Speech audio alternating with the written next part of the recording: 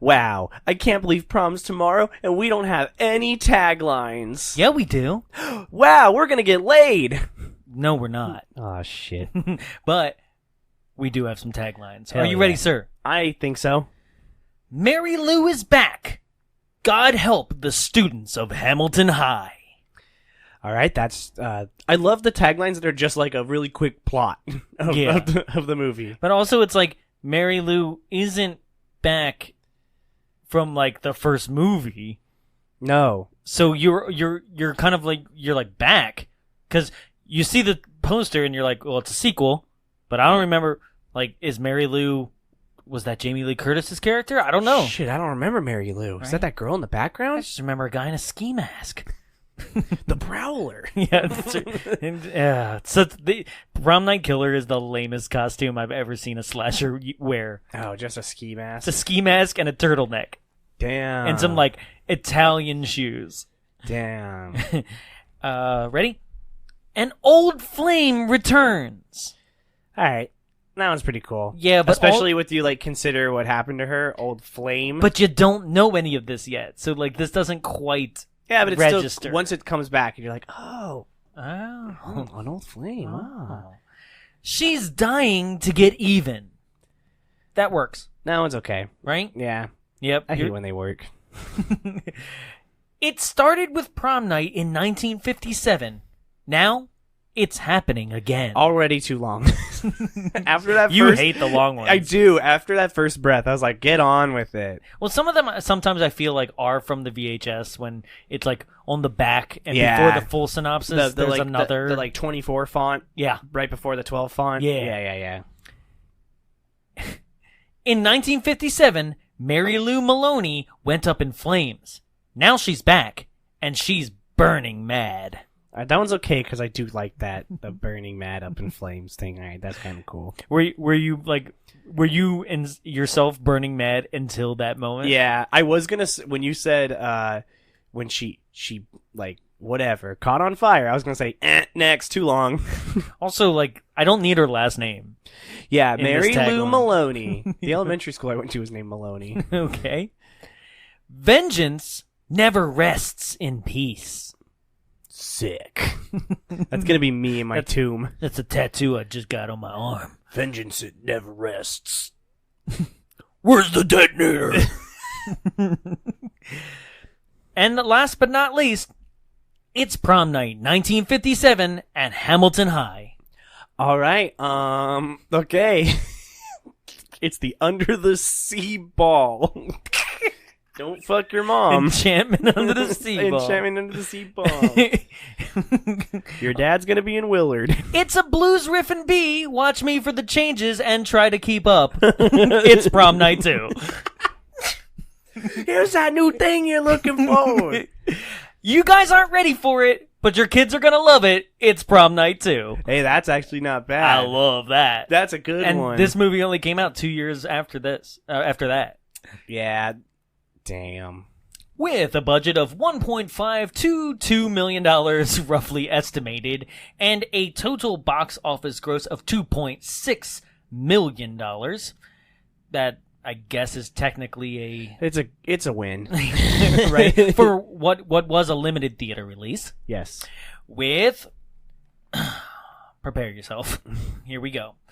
One body burn, one haunted luggage trunk, exploding paper mache, strangulating capes, one death by hanging, bodies thrown out of windows, a cockroach cafeteria, one head in soup, bloody water fountain drinking, 5 dream sequences, a volleyball to the head, spiderweb volleyball nets, a possessed rocking horse, rapey constrictive bed sheets, ghosts coming out of liquid mirrors, Bibles bursting into flames, melty grabby chalkboards, ghost possessions, death by crucifix stabbing, sexually aggressive teachers, Bunsen burner dick burnings, 2 full female nude scenes, death by locker crushing, incestuous father-daughter kissing, blowjob scenes, computer face melt-offs, gunshots to the chest burning ghost, death by neon stabbings, reverse burning body scar tissue, reanimated corpses, exploding gravestones, and 7 deaths in total, with a 5.6 on IMDb, a 48 Metacritic score, and a 36 on Rotten Tomatoes.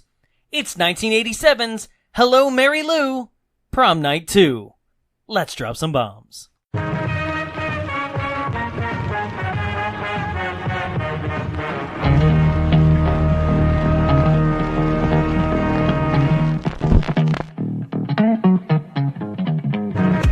want you here. Get out. No place to go. I don't care about that. This house is for a family. You know what I mean? A family, home sweet home, all that crap. Hey, you don't may say. Why is that you wait from them, man? Go get us! Go get us! Hello up there, you omnipotent super beings from some other dimension or planet! Hit it! Welcome to Bombs Away, the only podcast recorded inside a projection booth. My name is Jonathan Young. Joining me inside the studio, as always, is... The lonely guy in the corner jerking off on the dance floor. Tyler Rowe. on the dance floor? Yeah, he's like in the corner back there, like... Oh, because I'm like, there's a corner in the middle of the dance floor? Just for you. Yeah, just for this weird guy. He's like, no one will take me to prom because of my jaw structure. Yes, and we are talking about Prom Night II, the sequel, spiritual sequel, play on words, to 1980's Prom Night starring Jamie Lee Curtis. Before we get started, just a few quick announcements. June 29th is our next live show. Please join us if you're a fan of horror and you love this episode. Come out for Nightmare on Elm Street 2. I did it again, right? Yeah, you did the come out joke again. Yeah. Yes, it is horror's most unintentionally homosexual undertoned film ever created. Yeah, they're as subtle as an over-the-pants hand job. Yes, please join us. That is 7 o'clock. It is a Saturday night, June 29th, at the Frida Cinema in Santa Ana, California. Tickets are on sale now at our brand new link, which is... linktr.ee/bombsawayshow. That's Linktree with a dot after the two E's, okay? Before the two E's. That's right, before the two E's. Yes. Sorry, yes. So, Linktree/bombsawayshow. We are trying out Linktree because it seemed like an easy way to kind of smash all of our stuff together. So if you Hulk use smash it, Hulk smash, Hulk dab. So if you use it and you like it, or you have anything to say about it, let us know so we can know if it's working out well. Because it becomes easier on us to have everything that we can just throw you a link and then you're good to go. Absolutely. So get those tickets there. Also get your Nightmare on Elm Street 2 official Bombs Away design t-shirt and or pillow or mug or whatever you want that corresponds with this event. In that Linktree link, yes, is also where you can get the TeePublic link now. Yep. Instead of me doing the entire You'll see, long URL address. You'll see on there the way that it works is it's several bubbles for each one of our things. Whatever you are looking to go to, you just click that one thing and it'll take you there. So for shirts, it'll say shirts. Click it, it'll take you to the TeePublic site. Twitter will take you to the Twitter. Instagram to the Instagram. You get the picture. It's like having a website for free. Yeah. So go ahead, go to linktree.ee is the tree. Yes. I gotta find a very smooth way to say it. linktr.ee Okay. /bombsawayshow. Got it. I hope you guys got it too. So that's where you can get our next live show. Also, don't forget, at the end of this week is the finale, the conclusion to Staff Picks Avengers Endgame. That's part 2 of our 2-parter. Hell yeah. Super fun, super funny, and we're going to be doing more staff picks as we go. So, before we dive right into this, preface this right now, guys, I love this movie. This was an amazing find, an amazing discovery, and I will say that I think you should pause this. And if you're in your car, pause it, go listen to another one, and come back after you have watched this movie. Do not let us spoil it for you. Go watch it, and then come back and listen to us. It is free right now on YouTube. Go. Yeah. Go. And if you don't want to watch it on YouTube, it's on Amazon as well, on Prime. Oh, yeah? That's how I watched it. Oh, nice. Yeah. Okay. So this is like Nightmare Beach again. Yes. It's insane. I mean, we're already like 10 minutes into the show, and you heard that list of a rundown, right? So now go get some context for that rundown list, because it is insane. Gonna praise this movie. Probably gonna just say it's straight up like at least Jaws 2 already. Like, this movie is great. Yeah. please come back and listen to us, but don't let us spoil it for you. Go have fun with it, and then come back and laugh about it. Right? Yeah. Yeah. And I'm glad that you brought up the countdown, because I just want to drive home again. That countdown was for 7 kills. Yep. In the entire movie. That's it. There's only 7, but that list was so long. Mind you, like I said, there was 5 dream sequences, so a lot of that was dream sequence. It's still insane. Yeah. Right? This movie's balls to the wall. Yeah. This is what we love. This movie is a cross between Nightmare on Elm Street, which is interesting that we're doing it the same month. Yeah. Nightmare on Elm Street, Exorcist, and Carrie. Yes. That's what this is. It's like that guy saw all 3 of those films and was like, let's make a movie. He's like, I can do it worse. Arguably better, you know? Wow. Yeah, The Exorcist sucks. I know you hate The Exorcist, but... Yeah. I just saw it late into life and did not understand the appeal. When they did that like extended edition back in the 90s. Oh, with the crawling thing? Yeah, the crawling was added, but they also added what is now considered like that's the only version you watch, is all that desert bullshit in the beginning. Yeah, where you see Pazuzu? Yeah. Yeah. Dude, it's wild that you said, yeah, I saw it when they re-released it with all that special shit. It was later in my life. That shit came out when I was straight up like 6 years old. Yeah, I know. Yeah. Right? The Exorcist. That means also the Star Wars special editions came out when you were like 6. Damn. Yep.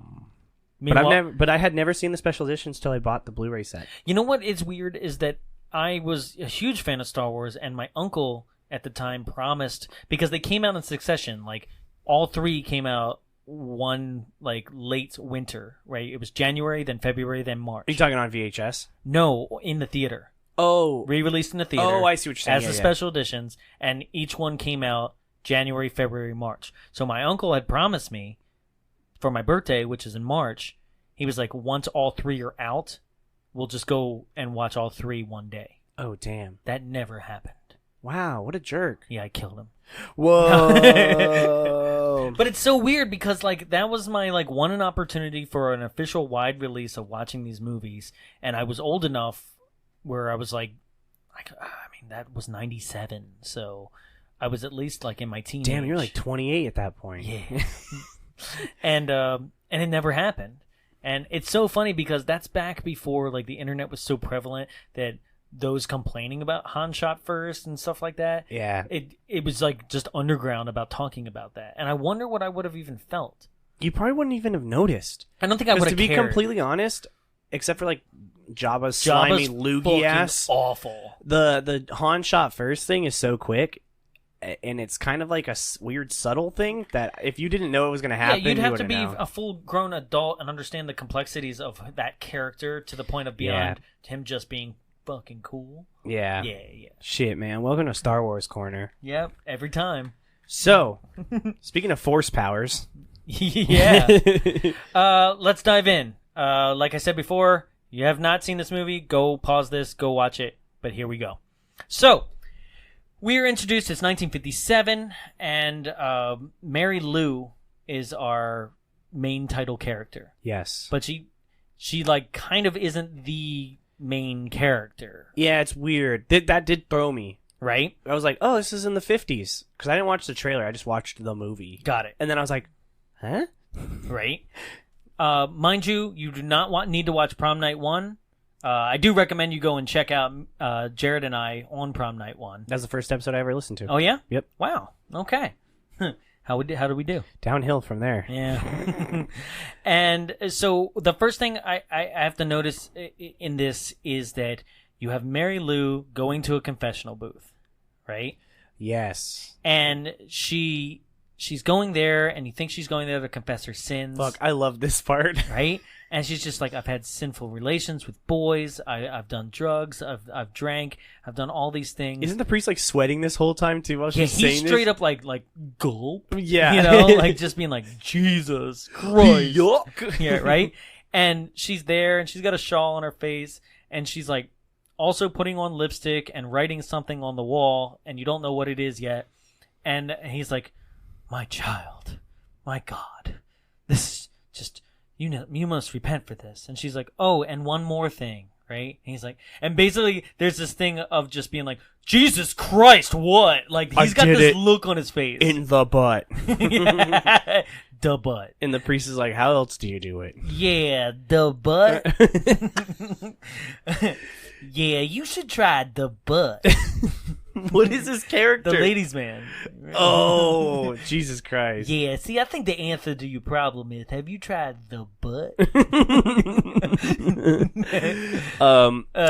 And she goes, yeah, I have one more thing to confess. This shit's so badass. And she's like, I fucking loved every moment of it. And he's like, right? And then it pans out, and there it says on the confessional wall, for a good time, call Mary Lou. and she writes her phone number. And then just walks out. It's the coolest CSI Miami intro I've ever seen. Bow!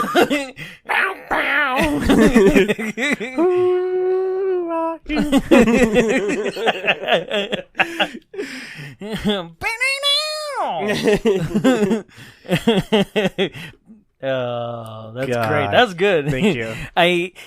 So immediately it switches over. It's prom night, 1957. There's Mary Lou. She's with her best man, who happens to We be... call them boyfriends.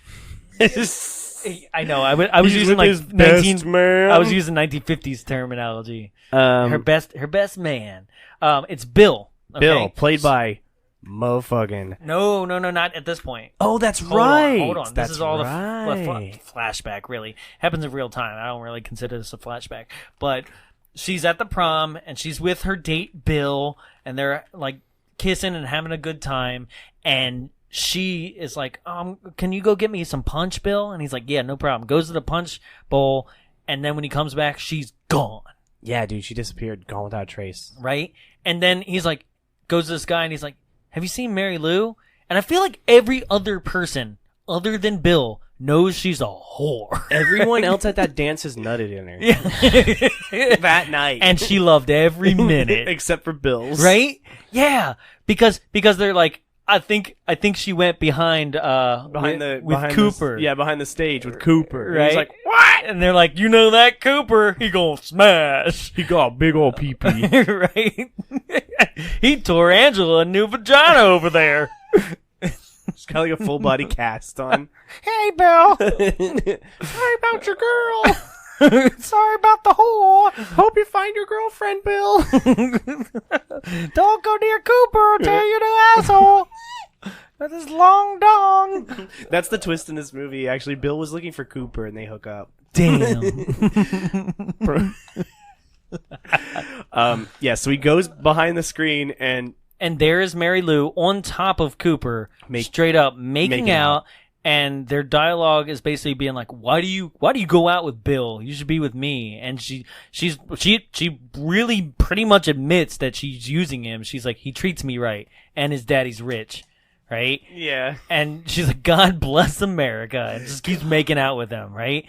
And then this is the crazy part, because most movies, if a girl in this situation got caught, would normally be like, I'm sorry, like, it didn't mean anything. No, dude, Mary Lou's badass. Right? She's straight up with, like, a Kettle One, just, like, in one hand. It's just, he's like, Mary, how could you? Right? And she's like, we aren't doing nothing. And then Cooper just doubles down, and he's like, yeah, she touched this more than she's ever touched your dick. Damn. and instead of, because this is that moment where most people would be like, I'm sorry, Bill, let's talk about it. Cooper says that, Mary Lou's like, I ain't trying to have a fight, I'm trying to fuck, and pulls Cooper away to another dark corner and lets Bill just walk off on his own. What a cuck. Right? And so Bill is in the bathroom and he sees some pranksters. Right? And he's like, he got some alcohol spilled on him, I think, so he's trying to, He got some clean, punch. Yeah. Some punch Oh, that's right. Yeah. And he's trying to clean off his suit, and the principal comes in, so the pranksters who were setting up a smoke bomb, Yeah. they go ahead and drop the smoke bomb in the trash can, but Bill sees them drop it, right? And the principal just asks Bill how he's doing. Hey, how's Mary Lou's hole? Hey, Bill, how you doing? Having a good prom? You taste that sweet vagina yet? No, not yet. I'm the only one left in school, but Cooper got to it. Oh, man, that sucks. That shit's ruined. You tell that whore I said hi. You too, Principal Mosky? Oh, hell yeah. She rode this stash. So, Hello, Mary Lou. Bill takes the smoke bomb out of the trash, and he gets an idea. He's going to embarrass Mary because there's no doubt in his mind that she will indeed become the prom queen. Which is a weird thing to like. I know she's like the most popular girl in school, but all right, banking on a weird thing. Just like I guess, hoping for the best. I mean, maybe we're assuming too much. Maybe he was just like, I'm going to throw it in front of her no matter where she is at the prom. Maybe. No, he was in the fucking. But he straight in up the catwalk. You know, you're right. He did climb up to the catwalk. It was That's just dedication. They're like, and ladies and gentlemen, your prom king is Calvin Klein. And Susie. And Lorraine. It's me. I love you. He's like, fuck. Yay. I had sex with her too. Bug off, George McFly. Scram, George. So yes, she. What is it? Oh, that's when. Oh, never mind. It's still Back to the Future. Jesus Christ! I was like, are you barfing? No, over there? where he's like, "Scram, McFly," and because they haven't kissed, he's like fading away. Oh he's yeah. You're making that sound my old dog used to make before he threw up. So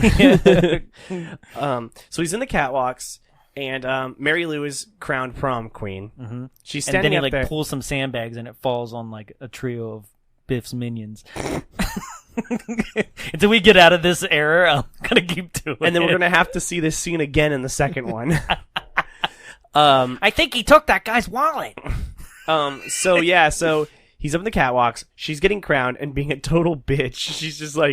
She's like, stop fussing with the cape and just give me the crown. That's right. Because the girl's trying to put a cape on her and she like can't get it around her. So Bill drops. Yeah, he lights the smoke bomb and he just drops it on the stage, and the flame of the wick, thank you, it just catches her dress on fire. And there was a line, I forgot to bring it home because like I said, this movie is very much so loosely attached to the first one that it's almost not at all, other than like two things. And we'll get to the one thing, but the one thing that we did skip over is the definitive like prom night line, which is, it's not who you come with, it's who takes you home. Yeah. Right? Which was way more definitive in the first movie, but they did drop that in. So I'm curious when they actually filmed that, because there was a couple reshoots in this. No, it said in the trivia, it was a coincidence that someone said that in the film. Oh, really? Yes. The similarities that ended up connecting these two movies were completely coincidental. So that's just a prom thing. Yes. Man, nobody told me that. Well, because you weren't taking anyone home. That's true. You didn't even bring anyone to begin with. No, I did come with somebody. They definitely went home with somebody else. Damn. No, that's not true. You cuck. No. You couldn't Jess, do that if you're back. out there, that's not what happened. You couldn't do that back in the 1910s. Oh, God. Yeah, we were in soup lines. Someday Daddy will come back from the war. World War One? Anyway, let's listen to this ragtime piano.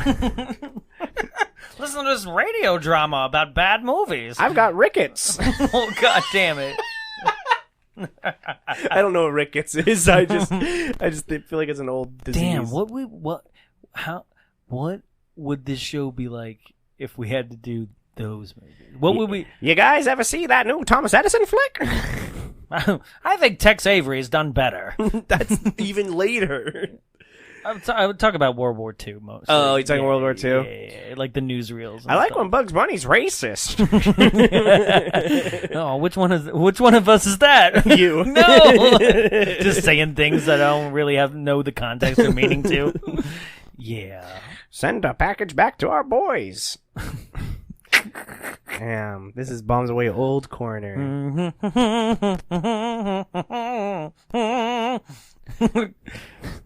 A stock is a bullet in your best man's gun. I hope the Rooskies win. Get Casper bullets. Oh my god. Doing like military plugs on our show? Yeah. Yeah. Right? Stamps.com. Still stamps. Yeah. Squarespace. Yeah, it probably wouldn't be a very good podcast. No. Welcome to Ragtime. One of 3 podcasts in all of America. We're the first ones. Ladies and gentlemen, we break. we stop this. We stop this podcast for a world-breaking announcement for something that's probably you're listening 3 years from now. Your boys have done it. Your boys have done it. Flight. That's even further. Yeah, back. I don't know what's going on. Oh man. Anyway. So anyway, Mary Lou catches on fire, full burn, fire, full burn. Which historically speaking, this was the longest full burn at the time. Yeah. Full burn stunt. And what's funny about this is that like the shot goes back between like a person who is fully engulfed in flames, like head to toe, like flames around her face, everything, like whoever the stunt is. And then when they need to drive it home that Mary knows exactly who did this, there's just flames around a person who's like looking up at Bill being like, "You son of a bitch!" Yeah, it's a little weird.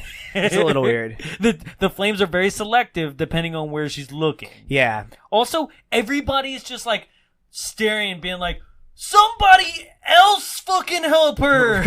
Ooh, this is wild. Right? Cooper's just like on the stairs next to her, beating the stairs and crying like, "No!" And so Bill's just up in the catwalks like, "Oh no!" Bill's just reaching out to her, being like, "Somebody should help her." Shoot her! Right? Yeah. The girl with the crown's like, "Good." You fucking bitch! You wish you had this cape now to put the flames out, bitch. Damn. Yeah, it was weird, So, right? And then, as she dies and like smolders on the stage, the camera zooms out, and it turns out we were inside a luggage trunk. yeah, that was a weird one. Yeah, because that's how the title opens up. They're like, boom, we're in a luggage trunk. I don't understand how this luggage trunk applies to the rest of the movie. She's trapped in the trunk? I don't know. Not she trapped in the trunk. Now there's a midget. She likes the freaky stuff. Like peeing on 15-year-olds. Oh no, R. Kelly, why'd you have to do it? Trapped in the trunk. Yeah, it's in a trunk in like the drama classroom prop room of this high school. Or no, it's like backstage of the theater, I think. Yeah, prop Right. room of the drama class of the high school. Okay. I just thought it was just backstage of the theater in which she was engulfed in flames years earlier. And they were just like, just leave the school open, leave the stage, who cares? Yeah, it's odd. It is. It's weird. Because I don't understand why the trunk needs to be part of the symbolism at all. No, it's an interesting thing. But yes, it is now the 80s. Yep, it's 30 years later exactly. It's 1987, just like the movie, right? Whoa. And we are now introduced to Vicky. Vicky. So if Mary Lou, which by the way, like Mary Lou, which was played by Lisa Schrage, Schrage, fucking gorgeous, Super cute. super hot, right? And because she's like a badass, like it's hotter. Yeah, she's scary. Right? Like, meanwhile, I'm sorry. I'm really, really sorry, Vicky. Right? But Wendy Lyon, She cute. yeah, but you would want them to be like actually kind of like identical in look and stuff like that. Nah, because it's playing on like a you would never suspect her because she's not queen bitch. I guess so. It just she seems so not put together, right? And you would think that maybe by being haunted by this like sexy badass person that she would transform not only like you know characteristics wise but physically too to a hotter person, and she kind of never gets there. Nah. You know? So yeah, we're introduced to Vicky. She's kind of mousy, fringed, kind of crimped hair, and then she has a boyfriend.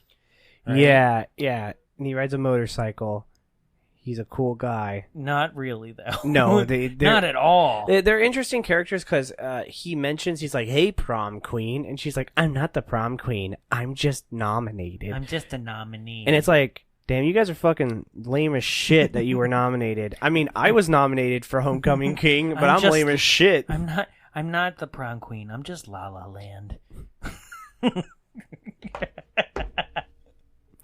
Damn, that hit harder than I thought it was going to. I thought it was going to kind of fall flat. And you're over here like... I love La La Land. So, yes, we're introduced to Vicky, and I kind of forgot the boyfriend's name. It's, Is it Josh? yes, it is Josh, isn't Yes. it? Played by Brock Sampson. Oh. Brock Simpson. Simpson. Yeah, so we're introduced to them, and they are very much in love, okay? And there's something that you think is going to be throwaway, and it's really stupid, is that Josh puts, like, an unnecessary amount of sugar in his coffee. Yeah. Right? A shit ton. To the point where she's like, that's going to kill you, right? And he's like, I guess so. That's fine. I don't give a shit. And you're like, I don't care about this scene, right? But it actually turns out that that's important later, but for the dumbest reason, and we'll get there. And so now we have another prom night movie in which the principal is directly related to a student that is directly involved in the plot. So in the first one, is Leslie Nielsen is the principal. Oh, fuck, that's right. He's in it. And he's directly the father of Jamie Lee Curtis and her brother, who turns out to be the killer. Right? Shocks. And because the whole plot of the first one was that, like, their child, the third sibling related to them, died in a childhood accident, and the people who accidentally wound up, like, kind of scaring her to fall out of a window were then the killer was killing off during prom night. Right? And the red herring of the whole movie is that you have this big, like, arguably the head lead actor of the movie, like the biggest name, Leslie Nielsen, because Jamie Lee Curtis had only done Halloween at this point, right? You had Leslie Nielsen as your big-name actor who is directly the father of the victim in the beginning of the movie and then disappears halfway through the movie, and you're like, well, that's your killer, right? And it turns out not to be him. But if Nightmare Beach taught us anything, it's always suspect the least suspected. Right? Oh, God, it's so good. God, I love you, Nightmare Beach. So, what's interesting is that, once again, we have a situation where the principal is the father of a student at the school. Not Vicky, though. Not Vicky. This time it turns out to be Josh. And you would think that this is more important. But if this is anybody's, like, story, if you had to pick, like, 3 characters who it's like, this is who it's truly about, it is the principal, it is Vicky, and it is the ghost Mary Lou. Nobody else is important. Yeah. Truly, nobody else is important, right? Yeah. So, what is revealed is that the principal is Bill. Yeah, now I can say it. Played by motherfucking Michael Ironside. Right? See you at the party, Richter. Yeah, he's great in this, too. He's great in everything he does. Truly is. You ever seen Turbo Kid? Yes. Hell love yeah. it. Right? That's fat Michael Ironside, That though. is, yeah. That's a different person. Yeah. Michael Copperside. Damn. Soft. It's a softer steel. It's a softer metal. I meant softer but- metal. I'm sorry. okay. Damn it. I almost had the joke. Like, it was 95% written in my head right Fucking idiot. Doesn't know his metals. there. Yeah, Michael Copperside. There's going to be a bunch of softer welders. steel. They're going to kick your ass. Yeah, Michael Ironside plays Bill as the older version. Mm-hmm. Who is now... Okay, that's also weird, is like, you cause the death of somebody, and you're like, I'll just be a principal at the same school. But as we learn, he did not tell anyone, really, that he was responsible. No, of for course not. But I still think it's odd that you would become a principal and then be like, I choose the same school that I caused somebody's murder. Well, maybe he's trying to prevent it. How many times is this happening? 6. How many stink bomb related full body burns do we have a year? 6? 6. There are 6 proms that go disastrously wrong. Junior every prom, year. senior prom, winter formal. This is why they homecoming. always. This is the real reason why they always put that crash car on the hillside of your school. Right Yeah. before prom. To tell you don't drop a smoke bomb on the stage. They didn't do that for me. They just showed us grisly pictures of people who got fucked up in car accidents. Damn, that's more brutal. This girl came in and she was like, "Don't drink and drive after you graduate because..." And then they like turned the lights on, and she got in a car accident, and she was inside the car for 30 seconds while it burned around her, and she had like Toxic Avenger face. I'm turning the show off. Yeah, that's what they showed us. It. That, Oh, I thought that was a real person. I got lost it in that story was. for a second. Meaning, like, in the room. no. I thought they she were, like, just walked- super dramatic. Like, where they're She like, just we set walked up in. a spotlight. No. It was in a video. Oh, God. Yeah. That's still bad. Yeah. But she Right? was drinking and driving, so fuck her. I mean, yes, but... No sympathy. Damn. No sympathy. Damn. Yeah. Okay. Let's move on, please. It's getting awkward. No, It's getting steamy in here, it like is- Mary Lou's dress. Damn, it is hot in here. Yeah, so it's Josh's dad. Yeah. But like you were saying, So the movie moves on. basically. Yeah. So there's a part where we are introduced to a couple of Vicky's friends, right? There's a extremely 80s, like, kind of like edgy art chick, Yeah. right? Ali Sheedy. It really is Ali Sheedy from Breakfast Club. Yeah. Down to the, like, trench coat Yep. and the scarf and everything. This movie literally just has all the like 1980s Brat Pack archetypes. Yeah. 'Cause Yeah, you- because there's that other guy who's kind of the class clown or Yep. something that's, like, got poofy hair and he's wearing, like, the professor's jacket Yeah. with, like, the elbow patches. Yeah, and Vicky is definitely the Molly Ringwald of this movie. Mm-hmm.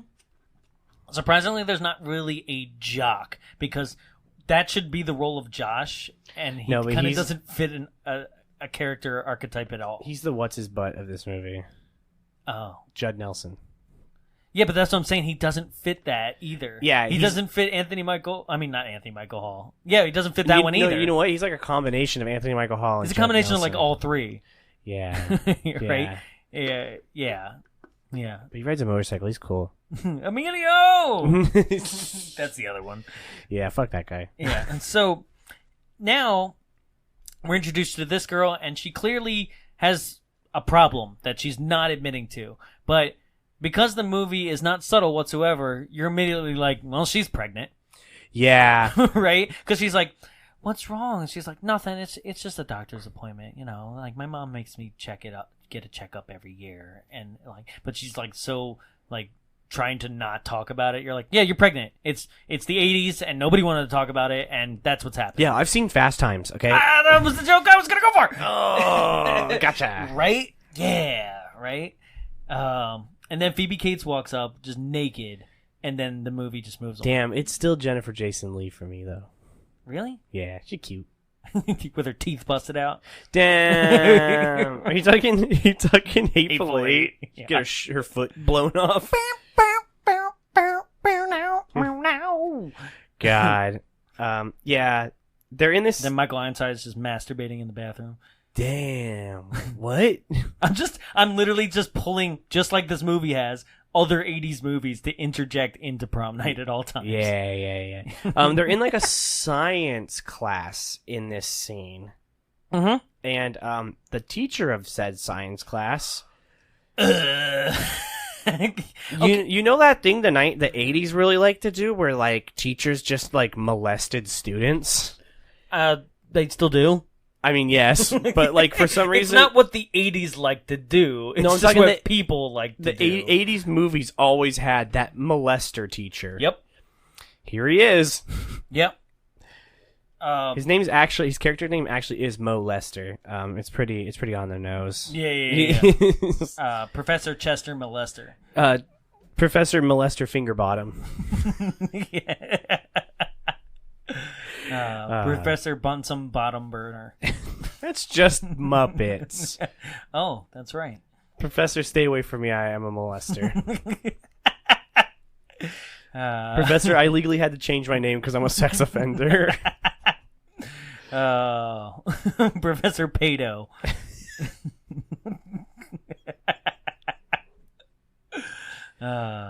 He like them young.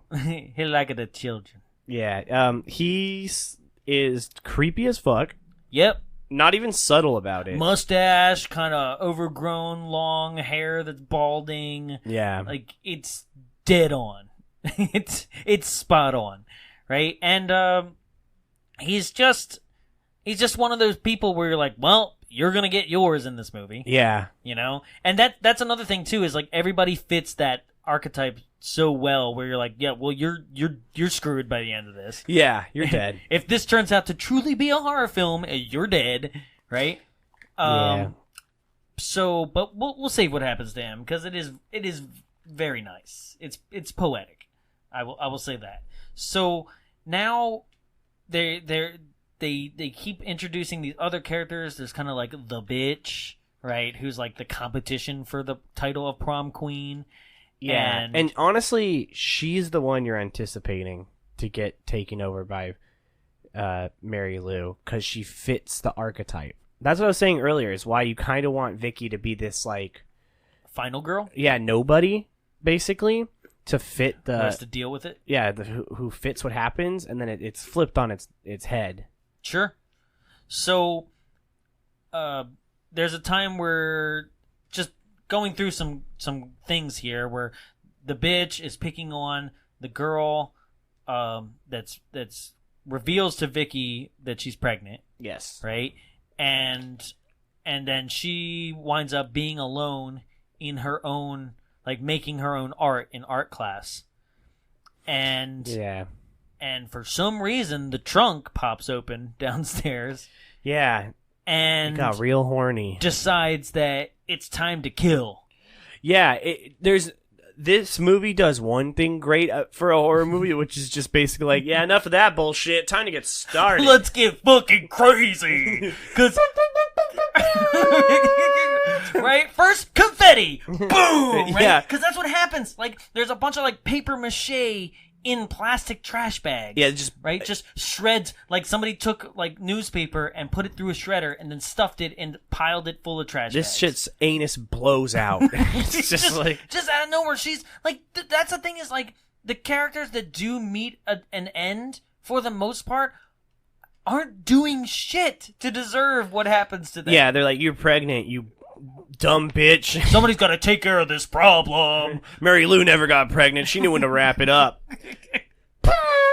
Well, what the ghost realized was that they were actually this movie was filmed in Alabama, so it needed to take matters into its own hands. Sweet home Alabama. It was actually filmed in Canada. Oh, really? Yeah. Yeah, that makes sense. Yeah. So that was my topical joke for this one. Okay? I hate Canada. Yeah. Yeah. Sure. But no, that gets crazy. Like the paper mache just explodes out of the bag, and she's like, "What the fuck?" And then like Doctor Strange's cape comes in, yeah, and wraps around her throat. Yes, right. And this is the crazy part too. It's almost as if there were two different people directing the movie and struggling over this one scene of like how we were gonna kill her. Yeah, because when I make the joke that Doctor Strange's cape comes in, no, that happens. An actual like cape on the wall or something, like a disembodied cape, yes, wraps around her throat and then begins to drag her towards one of those paper cutters, you know? Yeah, like, one of those big ones. But this is like, you know what? This scene really reminded me of like a proto Final Destination, where it keeps setting up how you think someone's gonna die. Okay, fair. And then it like does a U-turn.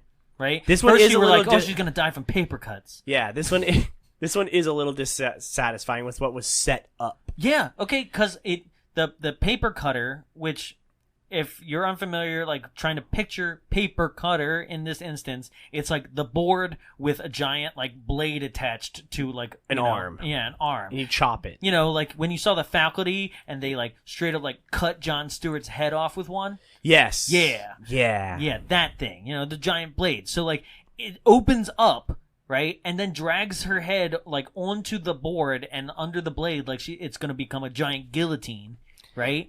And then it's like somebody else came in and it was like, no, fuck that. I don't got the money for that effect. No. Just hang her. That's easier. So it just continues to be like, nah, let's go over here. And like the other end of the cape wraps itself around the lighting fixture above and just hangs her. Right? And then like a third director came in and was like, now throw that bitch through the window. Yeah, that was wild too. It didn't make any sense how that just kept happening. Like they just compiled on and on and on. And I'm like, just pick a death. Well, I mean, in all honesty, they started off so strong with that full burn like that they were like, just chuck her out the window. That'd be even cooler. Yeah. Like, how do we top that? But honest to God, all the kills in this movie are like a topping on top of a topping. They just keep getting insane. It truly is. Oh, yeah. It's like putting whipped cream and then a cherry, but then you put like more whipped cream on top of that. And then the whipped cream's on my butt. And then you're like, because I've got a whipped cream bikini on because it's sexy. Oh, like like not another teen movie? Yes. I was thinking about that when she was doing her art. I was like, what if it turned around and she was like painting like she's painting in not another teen movie, and it's like stick figures in a stick house. That's a great movie. Yep, Chris Evans. Never forget. Never forget. Ted Mosby too.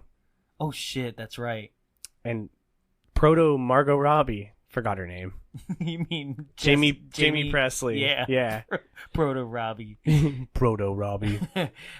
So that is so. I've never thought of her that way, but that's so accurate. She looks just like her. Yeah. No, she's like a white trash version of her. Well, yeah. Yeah. So, now at this point, we move on, and the girls. Like the next day, everybody comes in and they're like, "Oh my god, like she's dead," and Vicky's super upset. And then this is where the movie has already gotten crazy in its setup of the things that have already happened. We've had a full fire burn. We've had now like this crazy kill that just happened. Then the movie decides it needs to up its like ante on the dialogue. Yeah, because it gets story heavy in the next chunk. Yeah, but what I'm saying here is like just these lines, right? So the prom queen like rival, right? Because I didn't write any names down. I can't keep track of it. It didn't matter. They're very throwaway, right? So the bitch. Let's just call them the archetypes. That's actually her character's name. Oh, it says sweet. right there, the bitch. Yeah, that's right. Beverly Hendry as the bitch. I think her name is Monica. Yeah, I think so. But either way, she makes some slide comment about the person who's dead, right? And then Vicky just snaps, like, and is just like, "You shut your fucking mouth, bitch!" Yeah. Right? And you're just like, damn, this movie just was like, you know what? Everything's out the window. And like, Vicky isn't really, let's establish Vicky a little bit as a character a little bit more, okay? She's got an oppressive mother at home, right? Weird relationship. And like a cuck father. Weird relationship. Right? It gets weirder. Yeah, but that's the thing is, because I want you to put a pin on that, right? I'm for just what saying happens. it gets weirder. It gets weirder, right? But I'm telling you right now, after now rewatching this, is that like, for that weird thing, there is no setup to that, which we thought might be like we should rewatch it. Maybe there's some. No, undertones. I didn't think there was any setup. No undertones for what. It literally just comes out of nowhere. Right. The only thing that he is, like I said, he's like a cuck. Like anything the mom says, he's just like, okay, listen to your mother, right? And the mother's like overly religious and like Catholic religious. Yeah. And like praying at the table, like telling her she's a sinner. Very Carrie. Yeah, which again, Okay. this movie really likes to borrow from a lot of other movies. Yeah. So we have Vicky, who, like I said, is mousy, and like her coming out of her shell in this moment to defend her dead friend is such a like 180. I think too extreme. Yeah. Right? Because there's to a point where like Vicky has not encountered anything but the dress at this point, which we did skip over. Yeah, Vicky she went sees to it. the trunk. And it gives her a little bit of like a siren call type situation. Yeah. She's like drawn to it. Right? And she's found Mary Lou's dress and sash and crown. That's what she found in the trunk. Or like by the trunk. I'm not sure if she actually opened the trunk. Junk in the whatever. trunk. But she's not. There's no hint that she's possessed or anything at this point. Not yet. Because she's not. Because I know the exact scene when she is. Yeah. And so now Vicky gets visited. She's back at home. And she gets visited by 3 ghosts. Yeah. Well, basically an Elm Street dream. Yeah. Right? It has that Vaseline lens. where there is a giant actual rocking horse that is in her bedroom. This scene is weird. Everything's been kind of cut and dry, like, Where you're like, it's a ghost. We're spooky good. movie Yeah. so far. This fucking shit is weird. This thing looks like a veiny dick. And it's like throbbing. Okay, so like she like is And it's not a awake. rocking horse. She has a carousel horse. That's in what I her mean. room. Yeah, it's a carousel horse, but it has like its own like throbbing like tongue that's like salivating And out of its mouth. tongue is straight up as if they put a person with a long tongue inside of it to be like. This is why it also to me like channels nightmare. Is it looks like the phone tongue. Yeah. Right? It's just like, right? It's got like glowing red eyes. It's like the demon carousel horse, right? It's disgusting. And she looks over and sees it, and then like there's some like rapey constrictive sheets that like Go fly up around on her, yeah. and she's just like, "No, I'm trapped under the sheets," and the horse is just like, right? It is just weird, and I'm telling you, I'm down. For that horse? I'm just down for You can this. let it tongue your anus or I'm something? down for the entire aesthetic that it was already presenting, where it was like, this is going to be a trippy mind fuck. I'm down to fuck that horse. Give me that horse's number. Wilbur. Oh my god. That's a reference to next one. Yeah, it is. So, now, like, and that's the thing is we're going to describe some really weird dream sequences like this that kind of go nowhere, and you kind of feel, even when they're happening, that it's not real. It, like I said, it feels very nightmare. Yeah, this whole movie, yeah. It's weird to describe a movie that is straight up just a ripoff of so many different things, but is still endearing in itself. It's great. Yeah. Because it's like, yeah, it's very easy to just be like, this movie's just a ripoff, but it's done well, actually, and it feels good. I will say that, like, everything that we're talking about, it's not CGI. It's 1987. No, it's all of this is practical. practical, and it looks great. It's It looks fun. amazing. Like I said, we're not dogging on this movie. If you notice, we haven't been like, that fucking sucked, right? No. And we're staying on topic. So far. that says a lot. Anyway, so tomorrow, I think... right? Poopy doo-doo. Yeah, that reminds me of a time. I took a shit once. Back at my prom, I went with a big bitch, too. So Vicky starts noticing, she's like, I think something's wrong. I'm getting weird feelings, weird dreams. So she decides to see the local father, the local priest, right? It's just a guy who's like, I have 6 kids.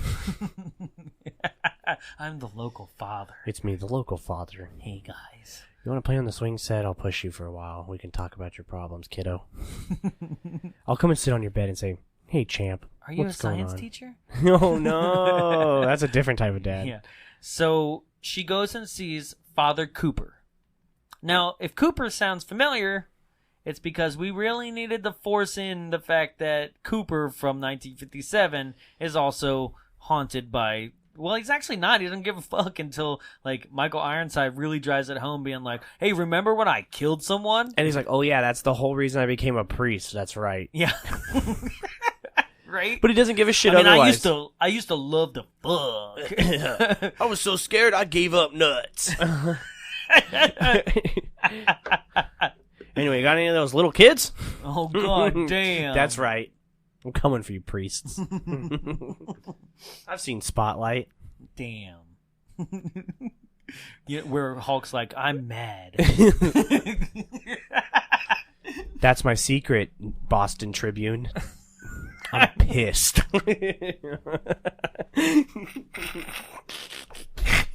Go green. Go green.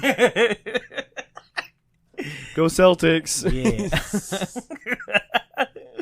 Yeah, so she runs into Father Cooper, which, like I said, is Cooper from 1957, the guy who was fooling around with Mary Lou. Cooper denies, like, the existence of Mary Lou, or that, like, he's like, there's no such thing as possessions and ghosts. Like, what are you talking about, right? And then there's a point where Michael Ironside is also, like, getting visions of Mary Lou. Yeah. Which, this is weird because when Michael Ironside visits Cooper, right? To be like, hey, remember that girl I killed? He straight up is the Father Cooper is like, so I don't think it's real, but if it is real, she's coming back to haunt you, not me. I didn't do shit. I Right? just fucked her. Yeah. The whole school did, but you killed her. Yeah, remember? She touched all our dicks, not yours. So you set her on fire. Right? The boy cries you a sweater of tears, and you kill him. Oh, that's a SpongeBob reference. I forgot you didn't watch SpongeBob. But I'm sure some people appreciate it. They'll be like, ha ha ha, I love that one. I like Tyler. It's when Squidward buys him a pie that's actually not a pie, it's a bomb from a bomb factory, but it looks like a pie. Tyler speaks to our generation. I'd speak to the millennials. I'm not a millennial, though. I'm here to speak for the millennials. It's me, dab, dab, dab, Fortnite. That's like Gen Y. Remember Goofy movie? Who was your favorite possum? Yes! So now he's like, she's gonna haunt you, right? Which is weird because this is where the movie, because they just threw in that line, you're kind of like, well, if he's getting visions of Mary Lou coming back from the grave too, Electric Boogaloo. I was waiting for it. Yeah, if he's getting visions and so is she. So why is isn't Vicky. she just gonna haunt him instead? I know, leave her alone. Leave Vicky alone. And so Father Cooper goes to the gravesite of Mary Lou to perform a possible, like, not exorcism as like much a as last like a rite. yeah, right, just to make sure, right. And his Bible, like the power of Christ compels you, because we're ripping off the Exorcist. Yeah, explodes into flames. It's sick. It is pretty cool. That would make me denounce God instantly. I'd be like, "Yep, fuck that. Sorry, buddy. Stuff bigger than you and me here." Not compelling her enough. I'm on her side. Check, please. Oh, holy water! Holy shit! So, yes. So at this point, it bursts into flames, and then principal and and like I said, the principal and the father know each other, and he warns them about, like, she's coming for you. So now he's like convinced as well after the burning Bible, which I get it. I would be too. I'd be like, oh shit, yeah, you right. What did I do? Hail Mary, full of grace, the Lord is my savior. I don't know any of the I prayers. don't know if any of this is working. Give us our day this daily bread. Forgive us our chest passes. Do you know that? Did I tell you that story? No. I played in a Catholic basketball league for like 6th, 7th, 8th grade, and we always had to do the Lord's Prayer before a game, and I thought it was a basketball prayer. I thought they were saying, forgive us our chest passes, not trespasses. How old were you? I said 6th, 7th, 8th grade, so like 12, 13, 14. Forgive our chest passes, because they're illegal. Yeah, I was like, I don't know. Sometimes I throw it too hard, I guess. No chest passing. Give us this day our daily Gatorade and healthy snack at the end of the game. Amen. Fail for trespassing. Foul. It's called a foul for trespassing. Traveling. Yeah. Forgive us our travels. You were traveling for 40 years? As I double dribble. Amen. Yeah, I'm hella dumb. I didn't go to church. I don't know. Foul on the team. Parting the Red Seas. That's a foul. Get up on the cross.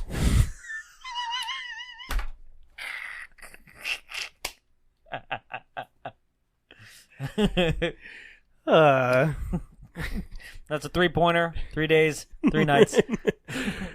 You can come back. What's the penalty box? Yeah. It's hockey now too. Where's that movie, Matt and Trey? Baseball hockey. Baseball hockey. All right. Tangent over. And now Kelly was the bitch. Oh, sorry. I finally wrote her name down. Sorry, Monica. Yeah. Monica must have been the other one. I think Monica is the one that gets the locker death. We should have known it wasn't Monica because there's no picture of her. But That's there is true. one of Kelly. Okay, so Kelly wants Josh, who is that class clown. No, he's the nerdy one. He's her Okay. boyfriend. Is it? No, not boyfriend. Different Josh? Huh? Josh is the one, because Kelly wants Josh to fix the prom queen vote via the computer. Yes. Which is one of the crazy, like the more crazier scenes of how that plays out, and actually we watch how that plays out. Yes. Okay? So Electricity gremlin. that's part of it. Yes, yes. But so Kelly wants Josh, who's kind of the nerdy kid who doesn't have a date to prom, to fix the prom queen vote. And she's like, okay, I will go to prom with you, but you can't tell anybody that I'm going with you. Right? Or like we can't be even seen together. And he's like, okay. And you have to wait in the car, and you don't get to go with me. Pretty much. Okay. I'll just jerk off in the shower about it. And then there's a scene where all I wrote down was juggling wrenches? Question mark. Yeah, it's weird. There's a kid where everybody's like, man, Vicky's being weird. And he's the only one who is literally, not even like facetiously or anything, he's literally being like, she's possessed. Like The Exorcist. Yeah, he literally says it. Right? Winks to the camera. Right, guys? Right? When Friedkin's like, yes. Father, yes. may I? That's Repossessed.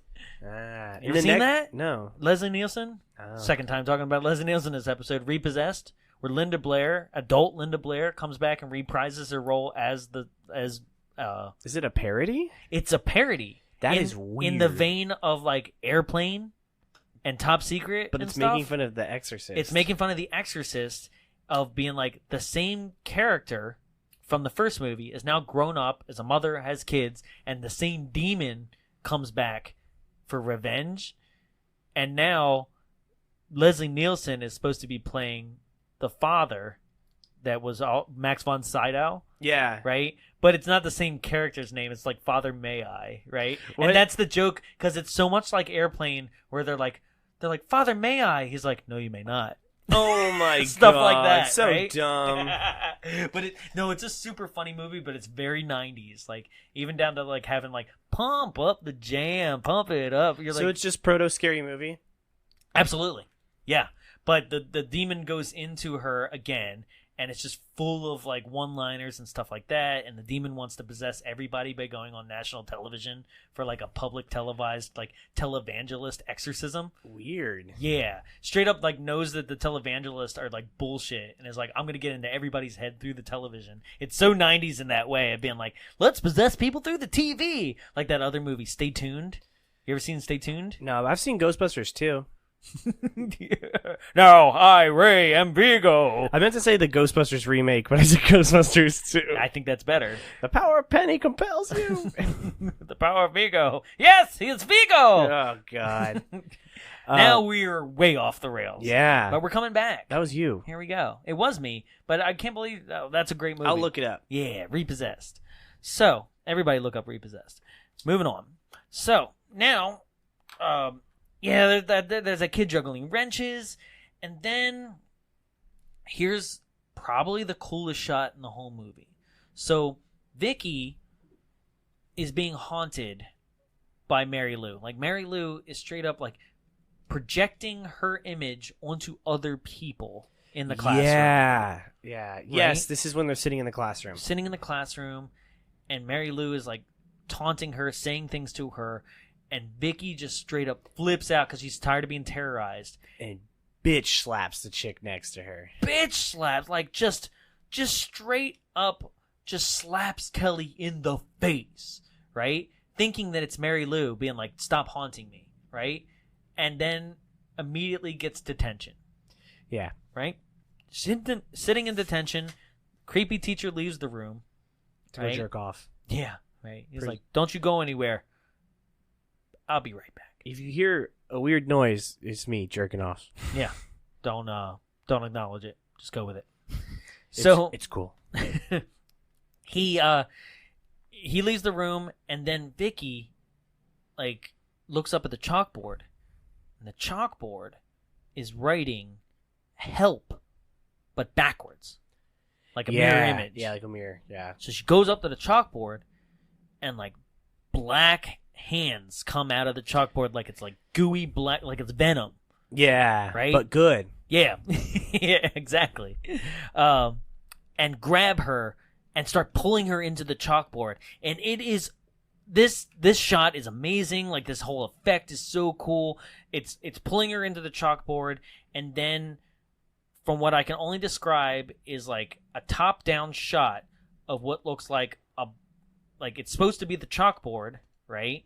But the way the practical effect is set up, I can only describe as like a small swimming pool filled with black goo, right? And it's whirlpooling around and spinning her and trying to grab her, and she's like drowning in it. Yeah. Right? And there's also like floating letters of the help me chalk in there with it. This and shit's so sick. It is awesome. And apparently this was one of the reshoots, was this scene. Which is amazing. Right? Like, that's awesome that they were able to add this. They gave them $100,000 more to do like a couple days reshoot, and this is what they came up with. Which is not a lot of money. No. But this is amazing because she's just in there. She's like drowning into it, and then eventually it freeze frames into like a regular chalkboard again, and I love how the letters are just like messed up, like swirled. Yeah. And I was just like, damn, that shot was sick. I'm gonna post this one on the Instagram. Hell Actually, yeah. I'm probably gonna post a bunch on the Instagram. Hell yeah. Right? Because Instagram at Bombs Away Show. that's right. Link tr.ee/Bombs Away Show. Hell yeah. Click Instagram. So, she gets pulled in, and then it kind of switches over. You don't really know what happened to her, but Vicky becomes possessed. Yeah, it's rad. Right? Immediately goes back to Father Cooper at the confessional, and is like, "Bless me, Father. I've sinned. I have tried sinful relationships with my boyfriend. I farted and I didn't say anything, Right. and everyone was like, "Who was that?" And I blamed the dog. There wasn't even a dog nearby. And then she's like, "But I have a question for you, Father." Oh, fuck. Right? This shit's And so he's like, cool, too. "Yes, my child." And she's like, "Will you fuck me?" Right? And I'm like, "Yes! I love this movie so much!" And he's like, "You're not a little boy, so no." Yeah, but he's just like, "What?" And she's like, "Come on, Cooper." And he's just like, "Mary Lou, no!" And she like busts through the confessional wall. Yeah, it just blows out. Yeah. Yeah, and then he does a cool, like, because his mouth is wide open. Yep. And She stabs him with a crucifix. right through the throat. Yeah. It's badass. Yeah. It's cool as shit. Right? And not before saying like, she's like, there is no heaven. You know, there's no clouds, there's no angels, and you know the worst fucking part, right? And he's like, no. And she's like, I didn't get any fucking wings. Yeah. So cool. Oh, Cassius, get on the flask. Let the good out. You totally had to do that. You totally did. Do it, Nikki. Kick his freaking ass. It's all true. Oh my god. Was that the... It's not true. Oh, yeah. I was like, at first I thought that was the dog. I was like, that was a really good impression of the dog for a second there. No. You like acting? I like pissing. That was good. You're welcome. Thank you. I love you, Patricia Arquette.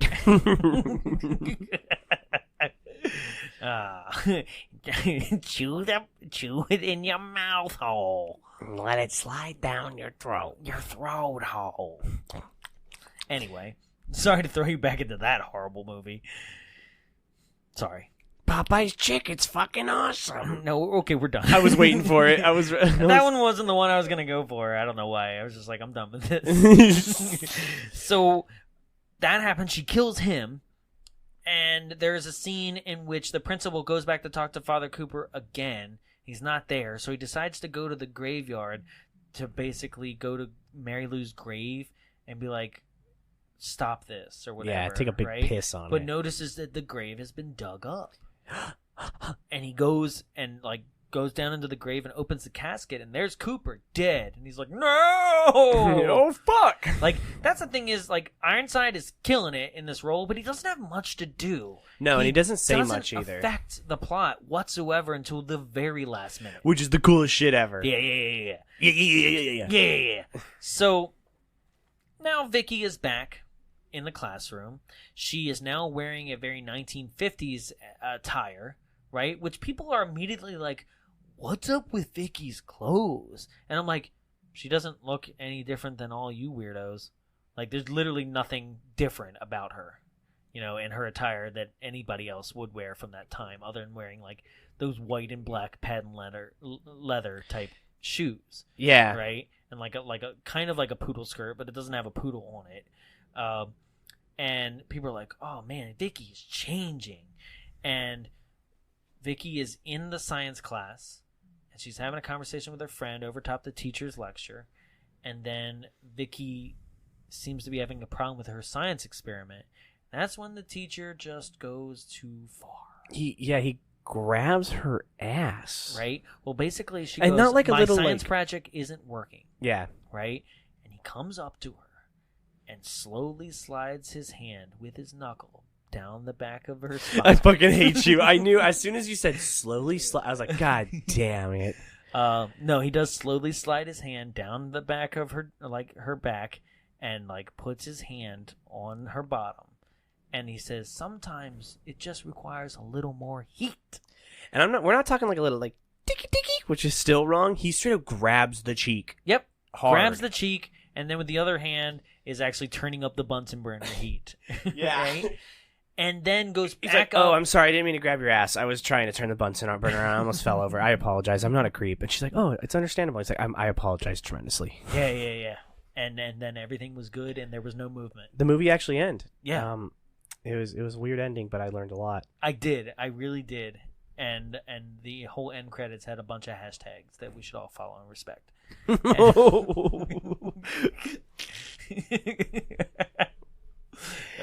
What movie was that? I don't know.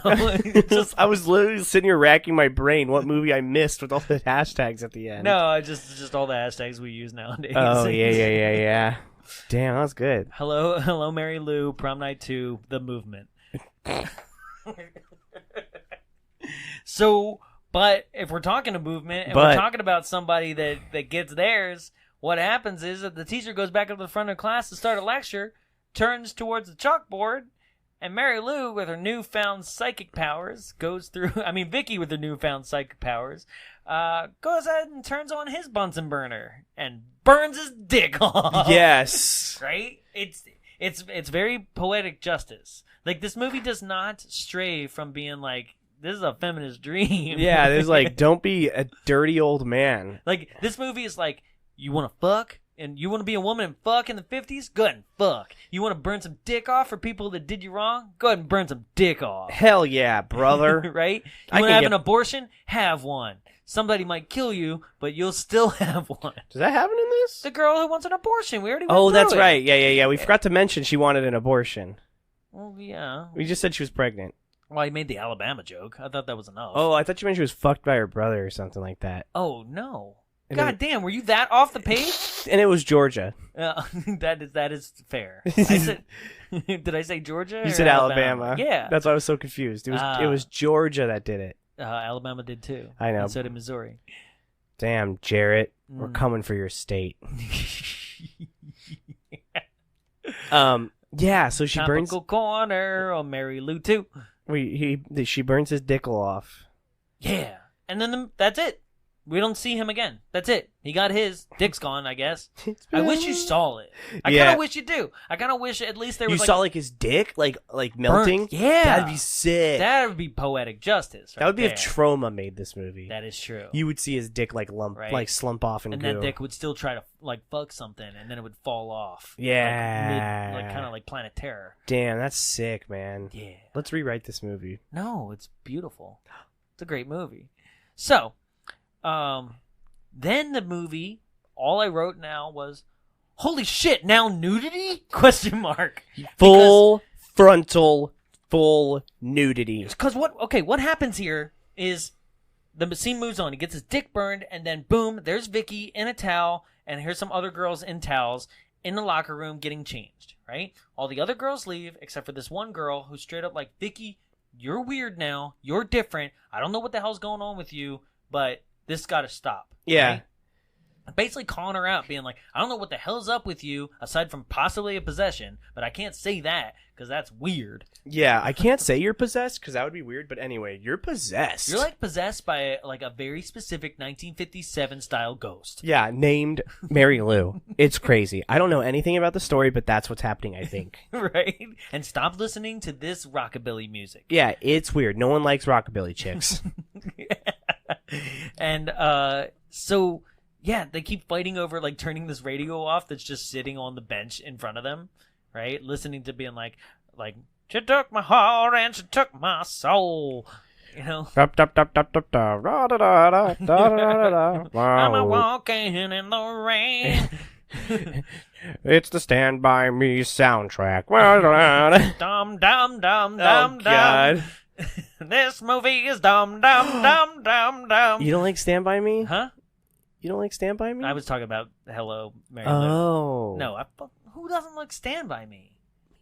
You? Nah, Really? I love it. Oh, okay. Yeah. It's really sad at the end when they're like, Rivers Phoenix character, they're like, he died outside of a bar in Hollywood.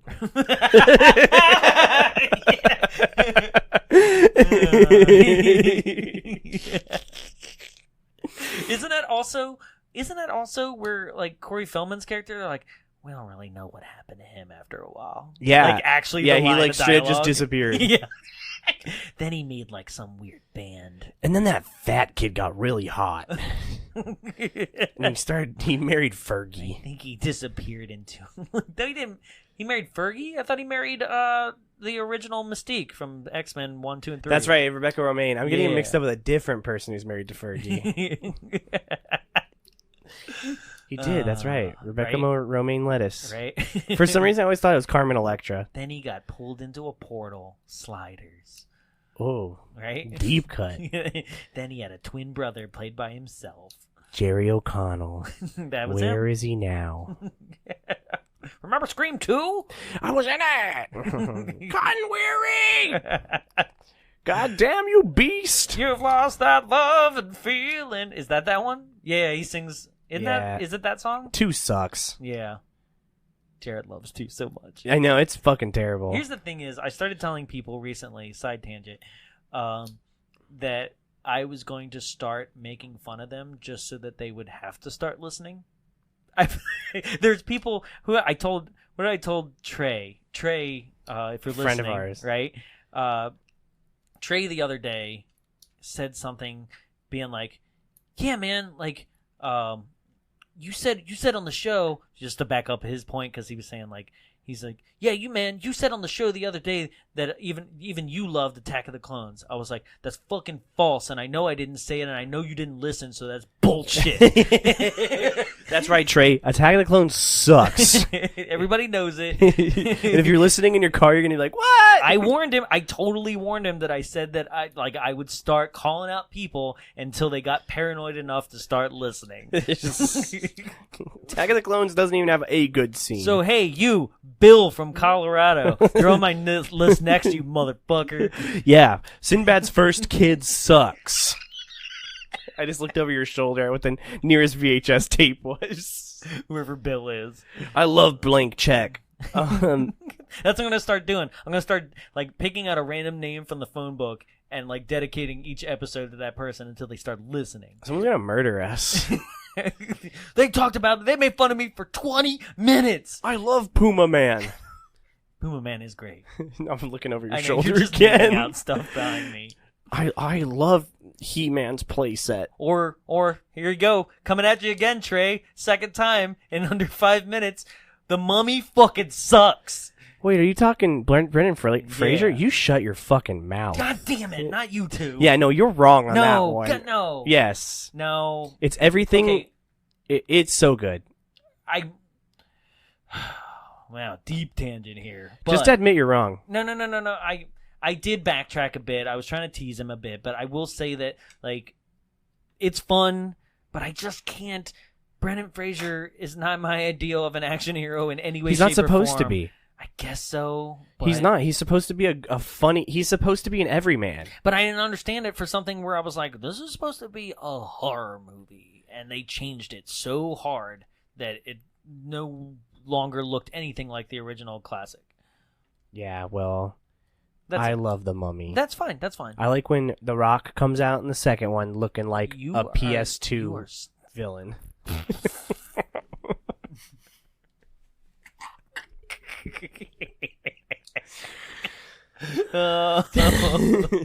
You look so gross They're in like, that. oh shit, we mixed this up with the Mummy Returns video game.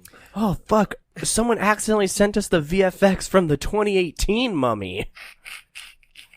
That's right. Coming for you, Tom Cruise. It's 2017, but Oh, you were it's close. 2017? Yeah.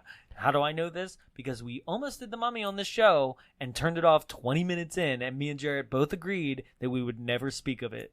Remember when Universal put all their eggs in that basket? Dark universe. The dark universe.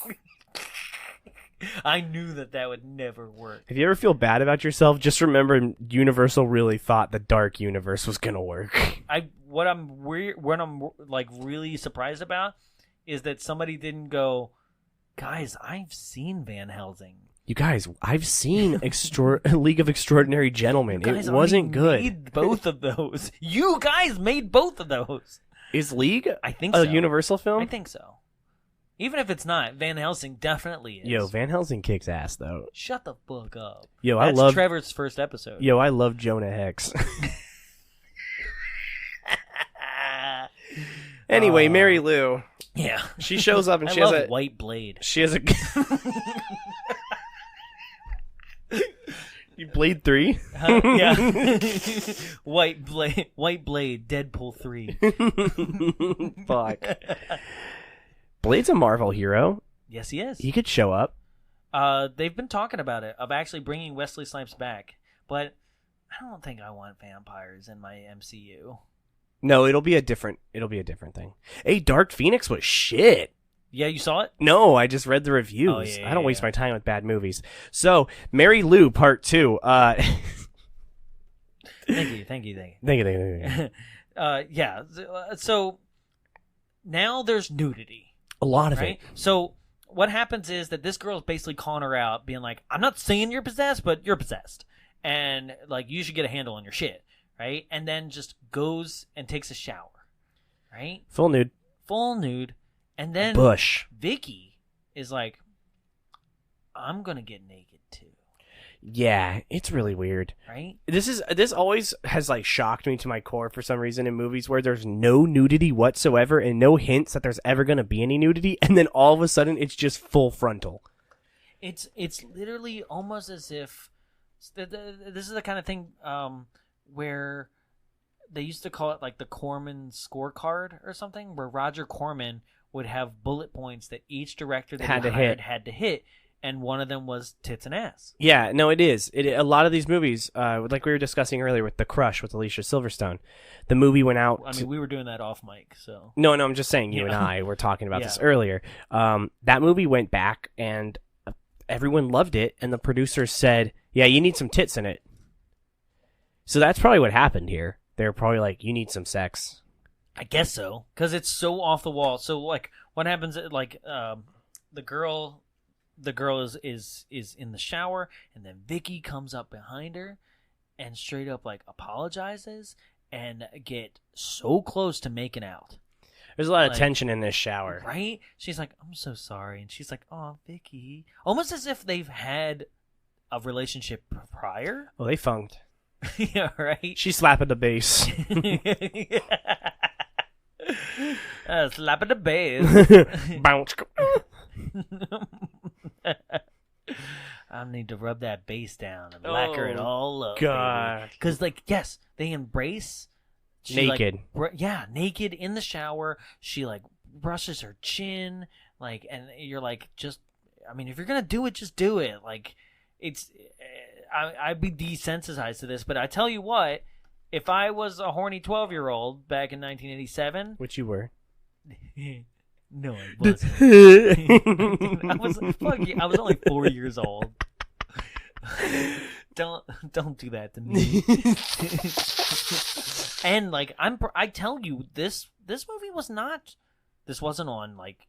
It might have been USA Up All Night, but I never saw it on there, and it wasn't on cable that I remember. I barely remember this VHS cover art, but no, I do remember this one because it's Mary Lou looking like she's in a coffin, but the coffin is a locker. Yeah, it's cool. Yeah, it's very cool.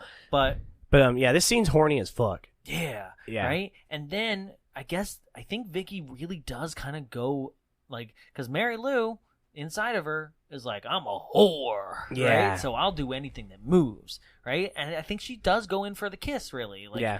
And then this girl's like, Vicky, what the fuck? Yeah. Even though, like, she clearly seemed into it a second ago. She's like, Vicky, what the fuck? We can't. Right? We're girls. I'm trying to fuck Vicky, not Mary. I've seen these videos before. Will Mary please come out?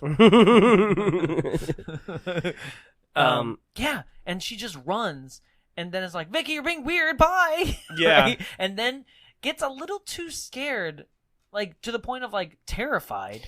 Yeah, it's weird. For it's something where weird. it's just like, she's like, I'm afraid of lesbians! It's weird. It's the 80s! Yeah. And goes and runs to her locker, naked, or with a towel on, right? And then for some reason feels so terrified by the fact of her possible sexuality that she hides inside of a locker. No, she's scared of the fact that she said she thinks Vicky is possessed, and then Vicky out of nowhere, non-character, just comes in and is like, let's fuck in the shower. Yeah, I know, but there is nothing that any normal human being, like, if you just started acting out of character, if, like, you came in here and was like, hey, Jonathan, trying to fuck, I'd be like, he's just being weird. You'd be like, you'd lay on the table and spread your legs. No. Because I wouldn't go back. No. I don't want to see your face. Oh, damn. You take it from behind, dude. Well, I do. Yuck. Can we please get off this? Because I'm just ending this entire thing. I know. No, and I'm like, can you just move on, please? No, so she hides in the locker, and this is one of my favorite kills in this movie. It's great. This one I posted before I even knew much about this movie. In the birth of the Instagram account. I think we were like 3 months old. Some other Instagram account was doing a contest called VHS September, right? And one of their categories were like, show something that's like back to school or something. So like I looked up like best ridiculous like school horror scenes, right? And this was it.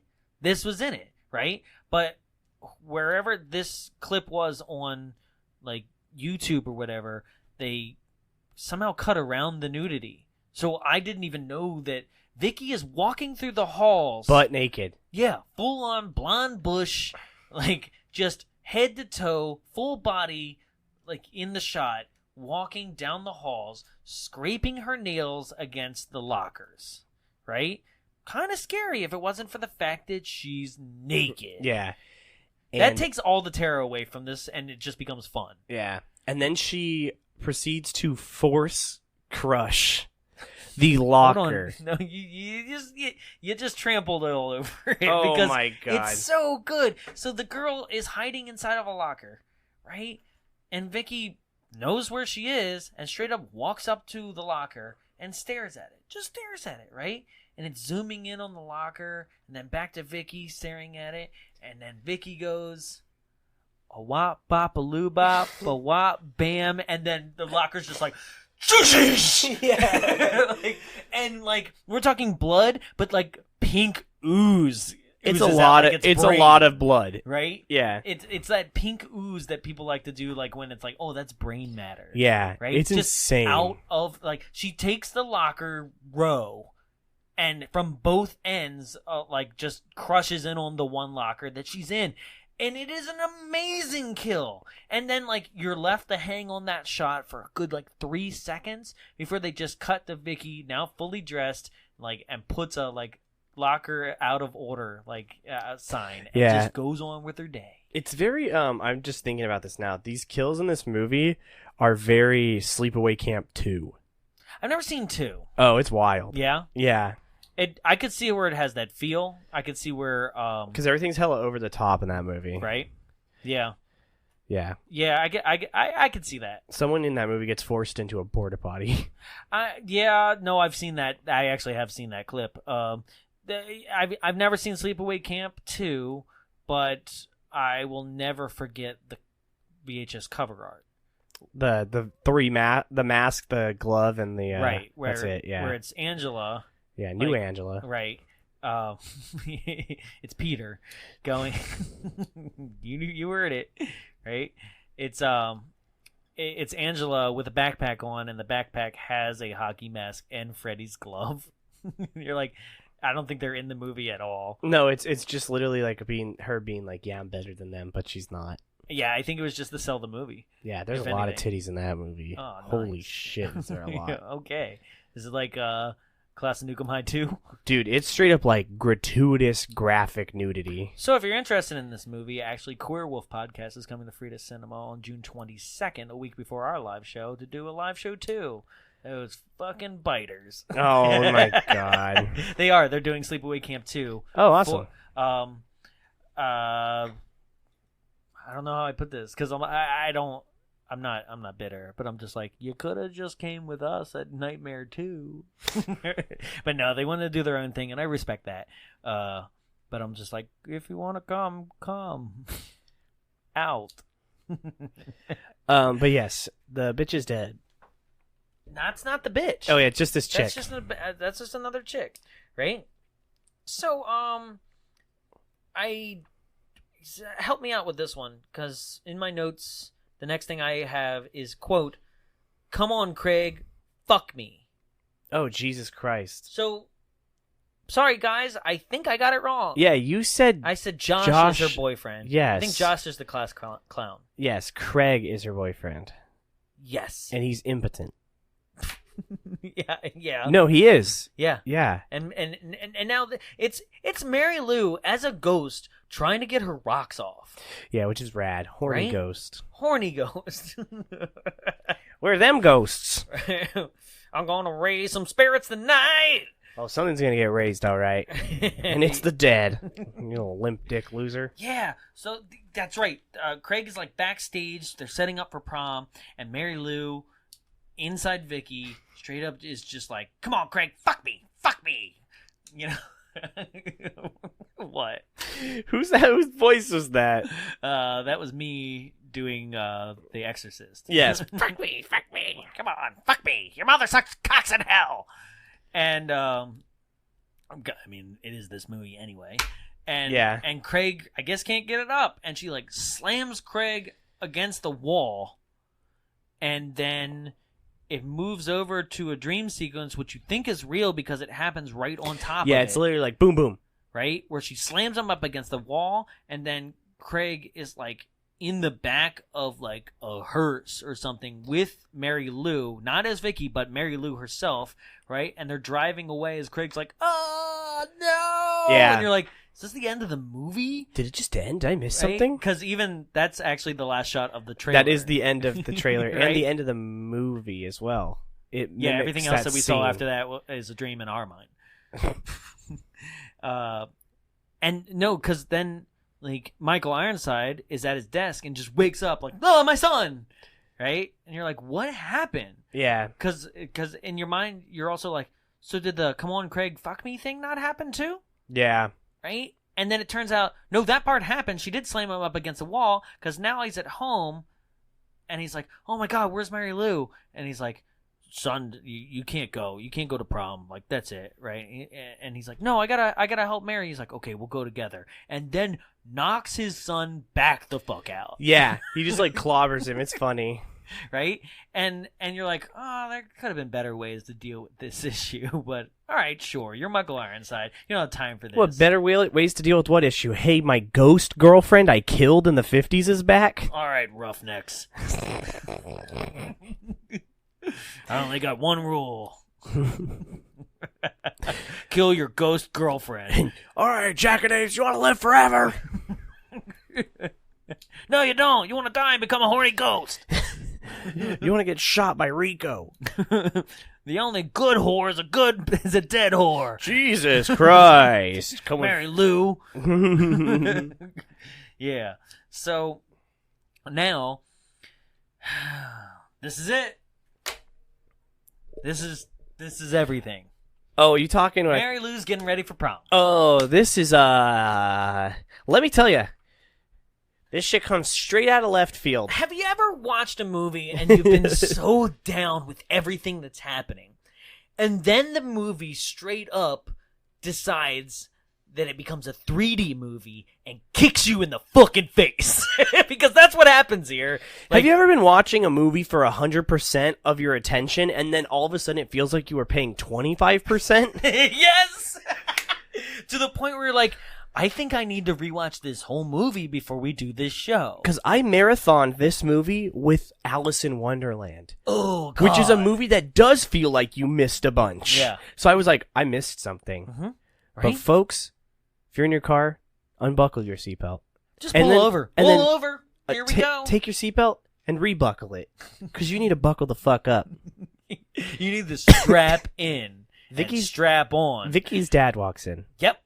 With her mom. No, not with the mom yet. Oh, that's right. No, not yet. No, the dad just walks in. Uh-huh. And he's talking to her about prom. He's like, you look so beautiful, sweetheart, and like you're going to have a great time tonight. Right? Nothing weird yet. Nothing weird. You know, the scene right before this, she is in her prom dress, and she is straddled the carousel horse. Scary horse. Right? And Scary Horse is doing its mouth thing, like, and she's like putting her fingers in the horse. Yeah, and right? it's like eyes. So that's weird too, right? But that's nothing compared to this following scene, right? In the same room. You guys buckled up? I hope you're ready. I hope you're ready. This shit gets weird. It gets hella weird, right? So, in your best estimation, as a listener, what would you think that we're about to talk about? Well, I would say it's probably what we alluded to earlier when we said the word. Yeah, we did talk about this. I would say in my best estimation, if I was also paying 20% to the show as I was driving, I'd be like, oh man, she's gonna like fucking like just put her fist through her dad's stomach. Just kill her parents. Right? That's She's what I gonna thought too. Rip her dad's head off or something, right? No. Are you? Is that seatbelt tight? There's no fasten seatbelt light. There's no. You're good. You're gonna survive a crash, right? All right. Yeah. Make sure you're in like the middle lane so you don't immediately just hit the median wall on this one, guys. Because here we go. might as well veer off on that exit right now. She walks up. She's like, "I know, Daddy. Thank you." Right? And straight up grabs him by the cheeks and then full on kisses him. Right? Like make out kiss. Like tongue. Right? And what is the wildest part about this is that he full on isn't like, oh, what? Right? Just kisses. Is just like, leans back into it. Like, fuck yes, finally. Like, my God, it's been years, and I'm so thankful this happened. Like, what? What happened? What is this movie now? And they're like heavy petting too. There is no allusion to this. There are 3 other scenes with this father. There is no, like, even side eye about being like, I'm in love with my daughter. Then the mom walks in, and this is where I thought I missed something. Mm-hmm. She's like appalled, but it's not an appalled like, oh my God, this is shocking. It's like this shit again? Right? She goes, what are you doing? You sinner. Like, sinner? We're beyond sin. we're into a whole nother dimension of fucked up shit. It depends on what state you're in. Let's not be rude to other people's cultures. Oh, man. Gonna go have that ghost abortion now. Yes. It's weird.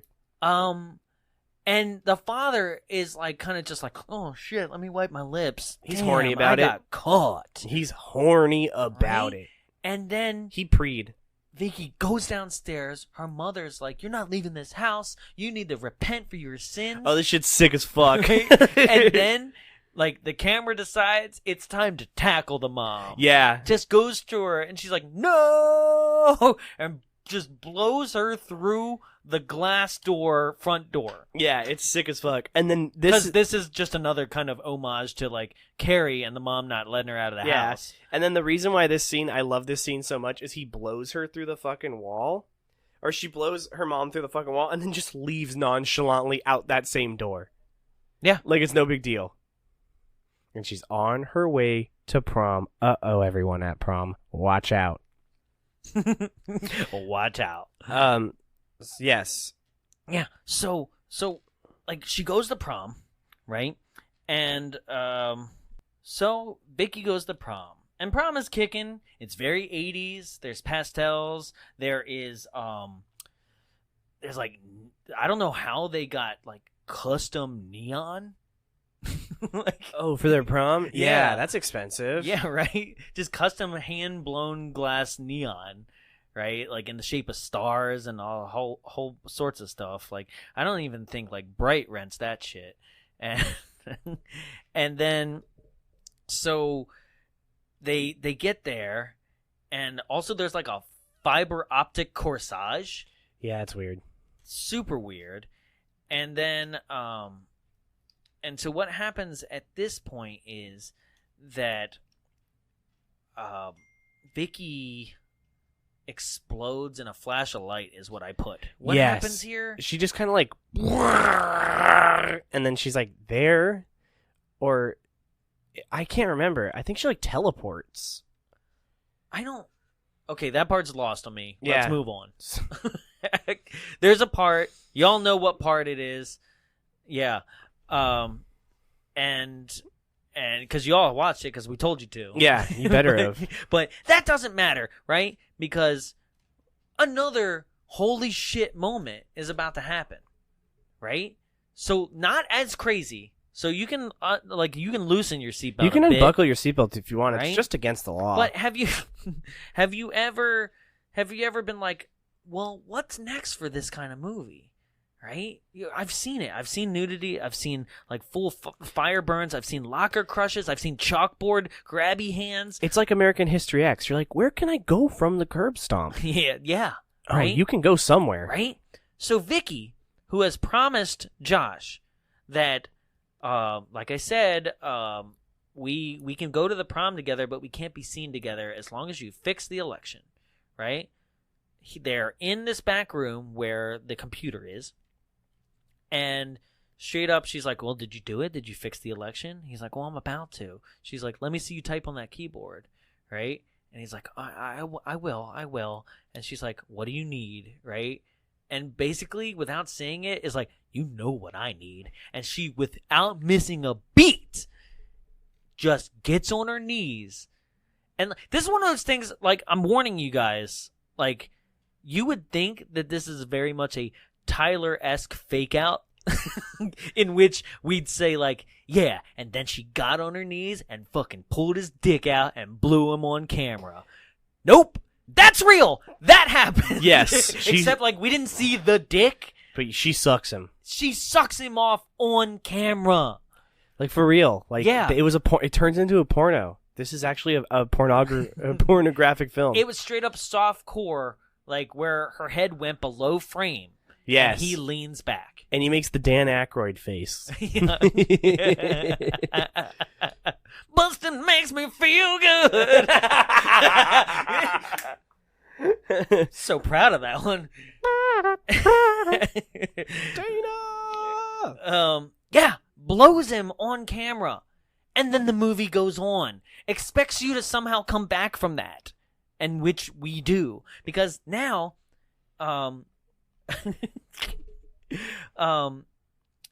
Vicky goes over to an electrical conduit, right? Now, I guess, like, Kelly is done blowing, right?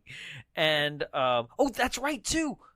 Let's back up a second, because before she starts blowing him, she decides to pull out her own breath spray that she brought and puts it right down on the countertop to make sure you as an audience member know she's about to take a shot to the mouth.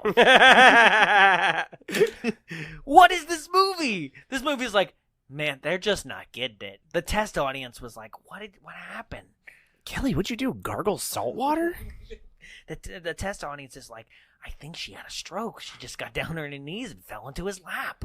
Wow, poor girl. That they triple down. They didn't double down. They tripled down and was like breath spray.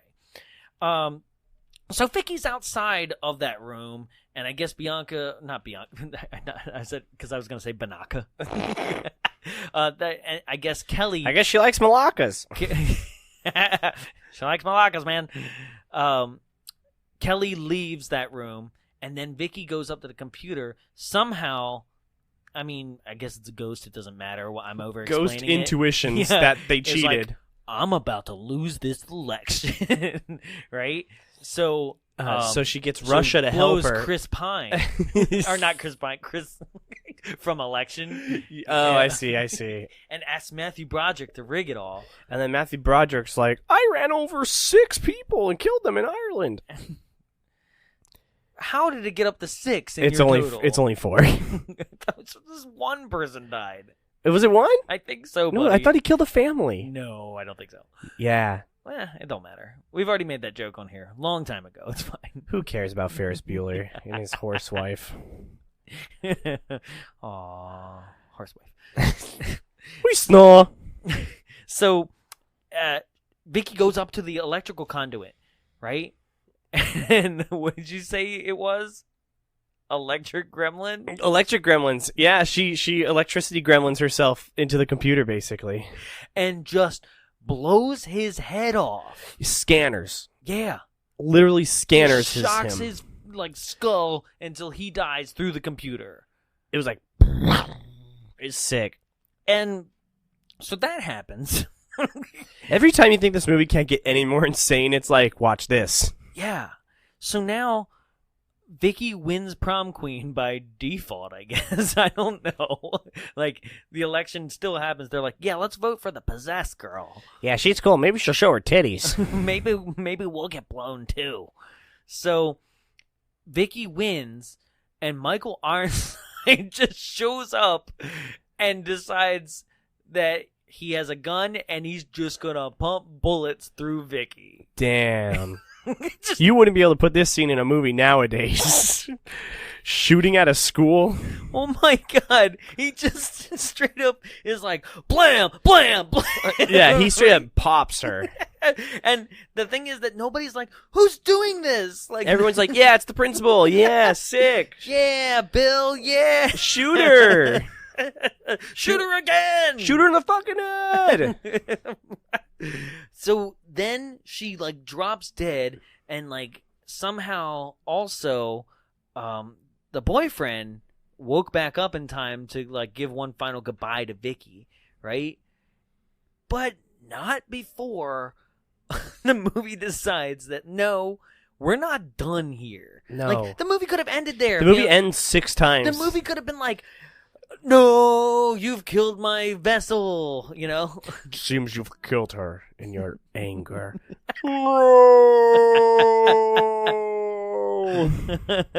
I'm sorry, she's just lost the will to suck. I'm sorry. Damn. So, then Vicky's body's just lying there, and then Mary Lou, the actress who plays Mary Lou, comes out of Vicky's body, just straight up through the bullet holes, rips her open like it's Freddy out of Jesse's body in Nightmare 2, like it's Come see us 2 weeks. like it's Laura Flynn Boyle out of Tangina's body in Poltergeist 3. Deep cuts here, guys, but same deal. Damn. Right? Just comes out of her body, and it comes out completely like melty. Yeah, right? scary. Like burned, right? Yeah. And then reverse melts into pretty Mary Lou. Yeah, it's sick. Right? And then straight up carries the whole prom. Yeah. Just like, welcome to my nightmare now. Right? And she picks it up yeah. because she carries it. Yeah. She's like, vote for yourself, fucker. and straight up just like, the doors close. It's so Carrie. Like, the only thing that it isn't is like fully engulfed in flames. But she like takes a neon light bulb and stabs somebody through the chest with it. Like, people are dying left and right.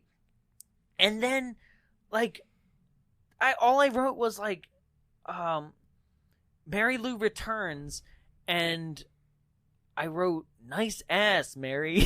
So I think when she was like burned and her dress was half You off. can see her butt. Yeah, I was just like, damn, that's a nice butt. But Jonathan is the only horny ghost in this studio.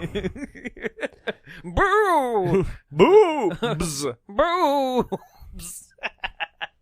Good one. Thank you. Thank you. We are 5. Like when this movie came out. I wasn't even a thought yet. Oh, you weren't a thought?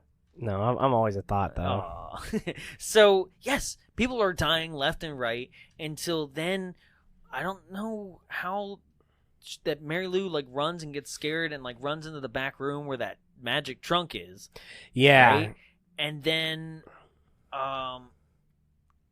God, this is where I kind of lose it. I think she gets sucked back into the trunk. Kind of like that, like the trunk just kind of opens up and like a portal opens up and the boyfriend is about to get sucked into, but not before he does like the very cliche like Vicky, I know you're in there, and I'm like, Vicky like actually died. Yeah, she was ripped apart. We saw it. We were all there. Like there's no way that Vicky can come back from that. Like she was shot in the chest multiple times and then ripped to shreds. Yeah, but guess what? She does. She does. Yeah. And that's when like they kind of get separated and Mary Lou gets sucked into the trunk, and then Vicky's there, but like he's like, "How do I know it's you?" And then she fucking sucks him. Right?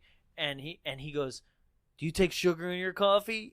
And she goes, "Nah, that stuff will kill you." And he's like, "All right, yeah, it's you." Yeah, generic like, answer. Right? Not like Mary Lou herself hasn't been living in Vicky's body and knows her thoughts this whole time. Yeah. You know, like we could do like, how do you feel about your father? I don't like him. He's fucking hot. He'd be like, "Oh no, Mary Lou!" So they leave the prom chaos. Yeah, like the police are there, Yeah. like ambulances, stuff like that. But for some reason, like because the police wouldn't question anybody. Yeah, everyone, like, especially the principal, who people witnessed shoot a person to death. Yeah, also everyone witnessed that person get shot to death. And they're like, "Yeah, don't worry about it. Fuck the police." Right? And the fact that she's just there again. Yeah. You know, that's one of those things where, like, if I was a student, right? And like I'm like in the aftermath of things, I'm like doing my police report. I got one of those like wool blankets over me, right? And they're like, I was like, "Yeah, then," and then like the principal, he just shot Vicky. Like I don't know what happened. God, poor Vicky. And then like she comes out at the corner of my eye with the principal. I'd be like, "Yeah, and he shot." What the fuck is going on? I just take the cop's gun and shoot myself. Right? There would be no comprehension of what just happened, right? Like people are dead, and some people are not coming back from that death. Like the person that I watched get shot is, right? Yeah. Like my date just got stabbed by a light bulb. But she gets to come back. Yeah. And so they get in the car, no questions asked. The boyfriend and Vicky in the back seat. Michael Ironside is in the front seat. And then he turns around after he turns on the radio, and it's the Mary Lou song. Yeah. And he turns to them and he goes, "They're playing our song." Right? And the classic, like we've seen it so many times, especially in 80s horror movies, of the drive away. We saw it in Killer Party, Silent Night, Deadly Night 3. Yeah. Like classic, like, "No, driving away." Yeah. End scene. Wow. Wild. Love it. Love it. Baby! Yeah. Mind blown. Love this movie. Love everything about it. Jaws 2. Because it's not a masterpiece by far. It's a direct ripoff of stuff with it still being its own somehow. But yeah, I can't Jaws 1 it because I feel like it's sacrilege. I'll give it a Jaws 3. It's a bit boring in some parts for me. It Really? moves a little slow in some parts.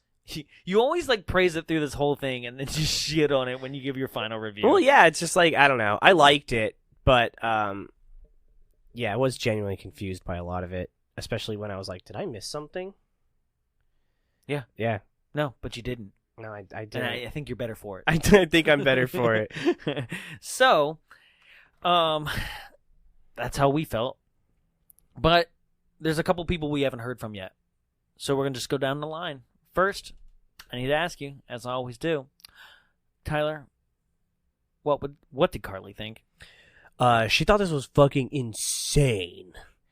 She was cutting her sister's friend's hair when I slipped and cut her ear off. Yeah, and I was watching this, and she's really off put by people getting crushed by stuff. And when the girl got crushed in a locker, she was like, oh, and like was like appalled, but she loved it. What did she think about the incest?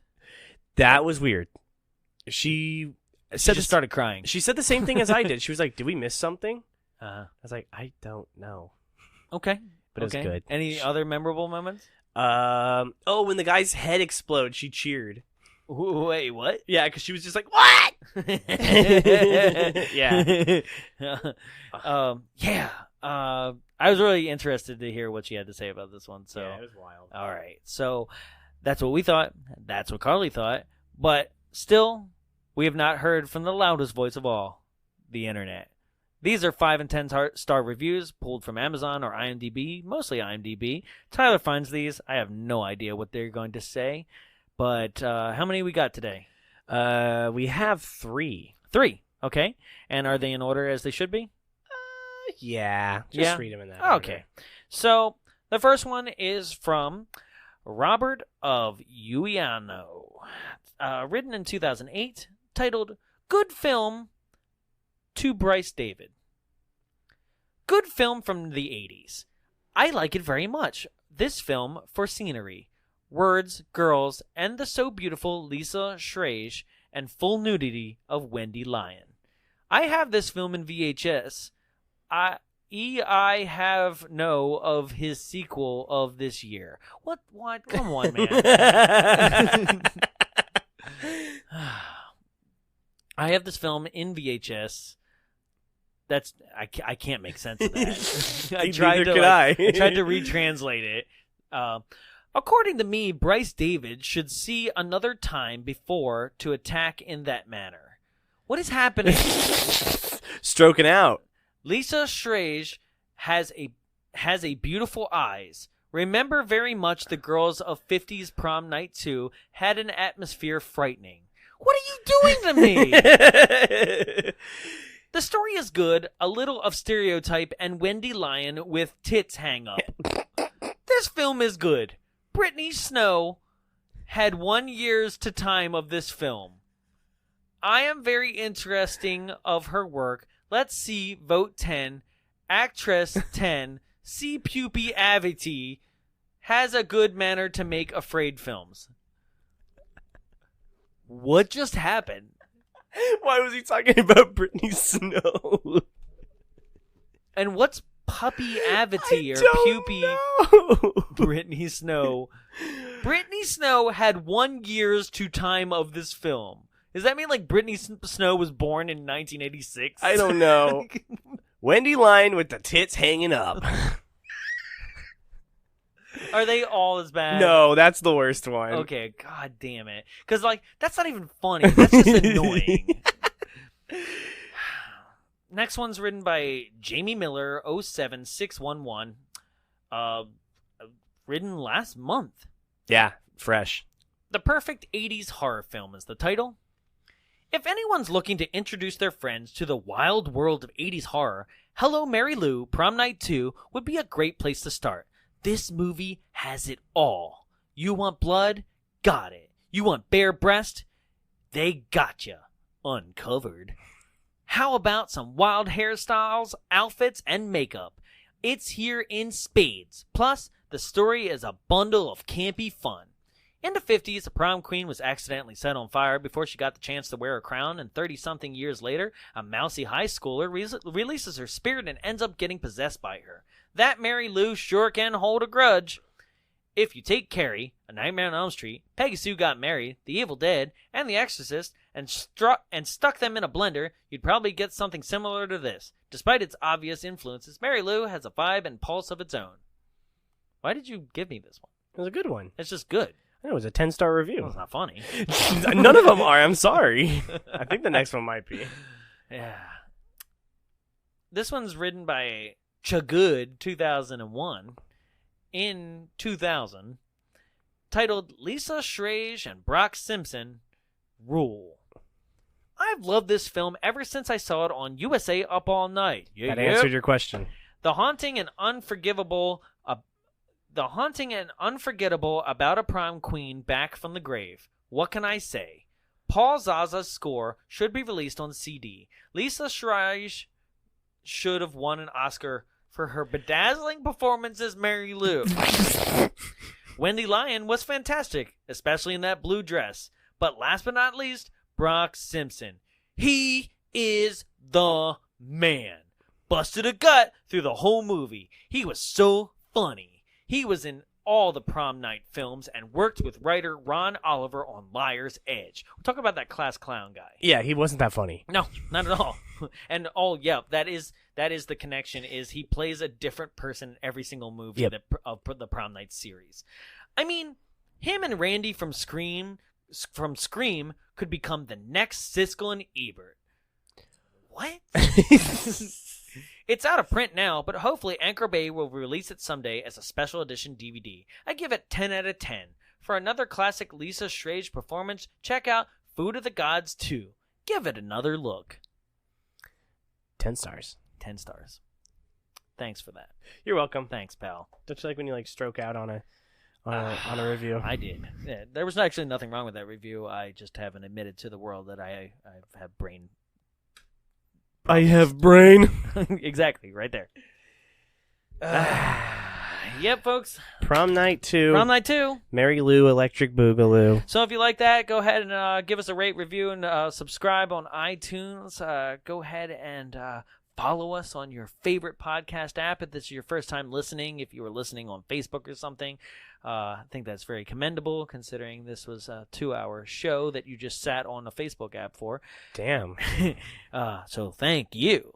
Right? Don't forget to come out to the live show June 29th, 7 o'clock for Nightmare on Elm Street 2. Yes, I said come out. We're just going to go past it. I've done this 3 times now. And also, where can you find all of our stuff? linktr.ee/bombsawayshow. Yep. That's t-shirts. That's how to follow us on all social networks. Also, just at Bombs Away Show for all social networks. Yes. Go ahead and do that and share this episode. Go ahead and watch the YouTube. Share the YouTube of this. Sound like an old man. Watch the YouTube. Go and watch the YouTube. Because it is a phenomenal movie that should be shared with the world. Okay? Okay. Awesome. Very passionate. Got anything to plug? No. I will say that keep on the lookout for VHS Roadshow. We mentioned it in the shorties. VHS Roadshow is your chance to come out to the Southern California area as we take and we screen an A movie and a B movie as a double feature for only $5 at your local theater. Come out and experience some great movies on VHS every first Monday of the month, starting here at the Frida Cinema. So that's coming up. Stay tuned for that. More news as it becomes available. That's all I got. That's all I'm Jonathan. I'm Tyler. And see you later, alligator.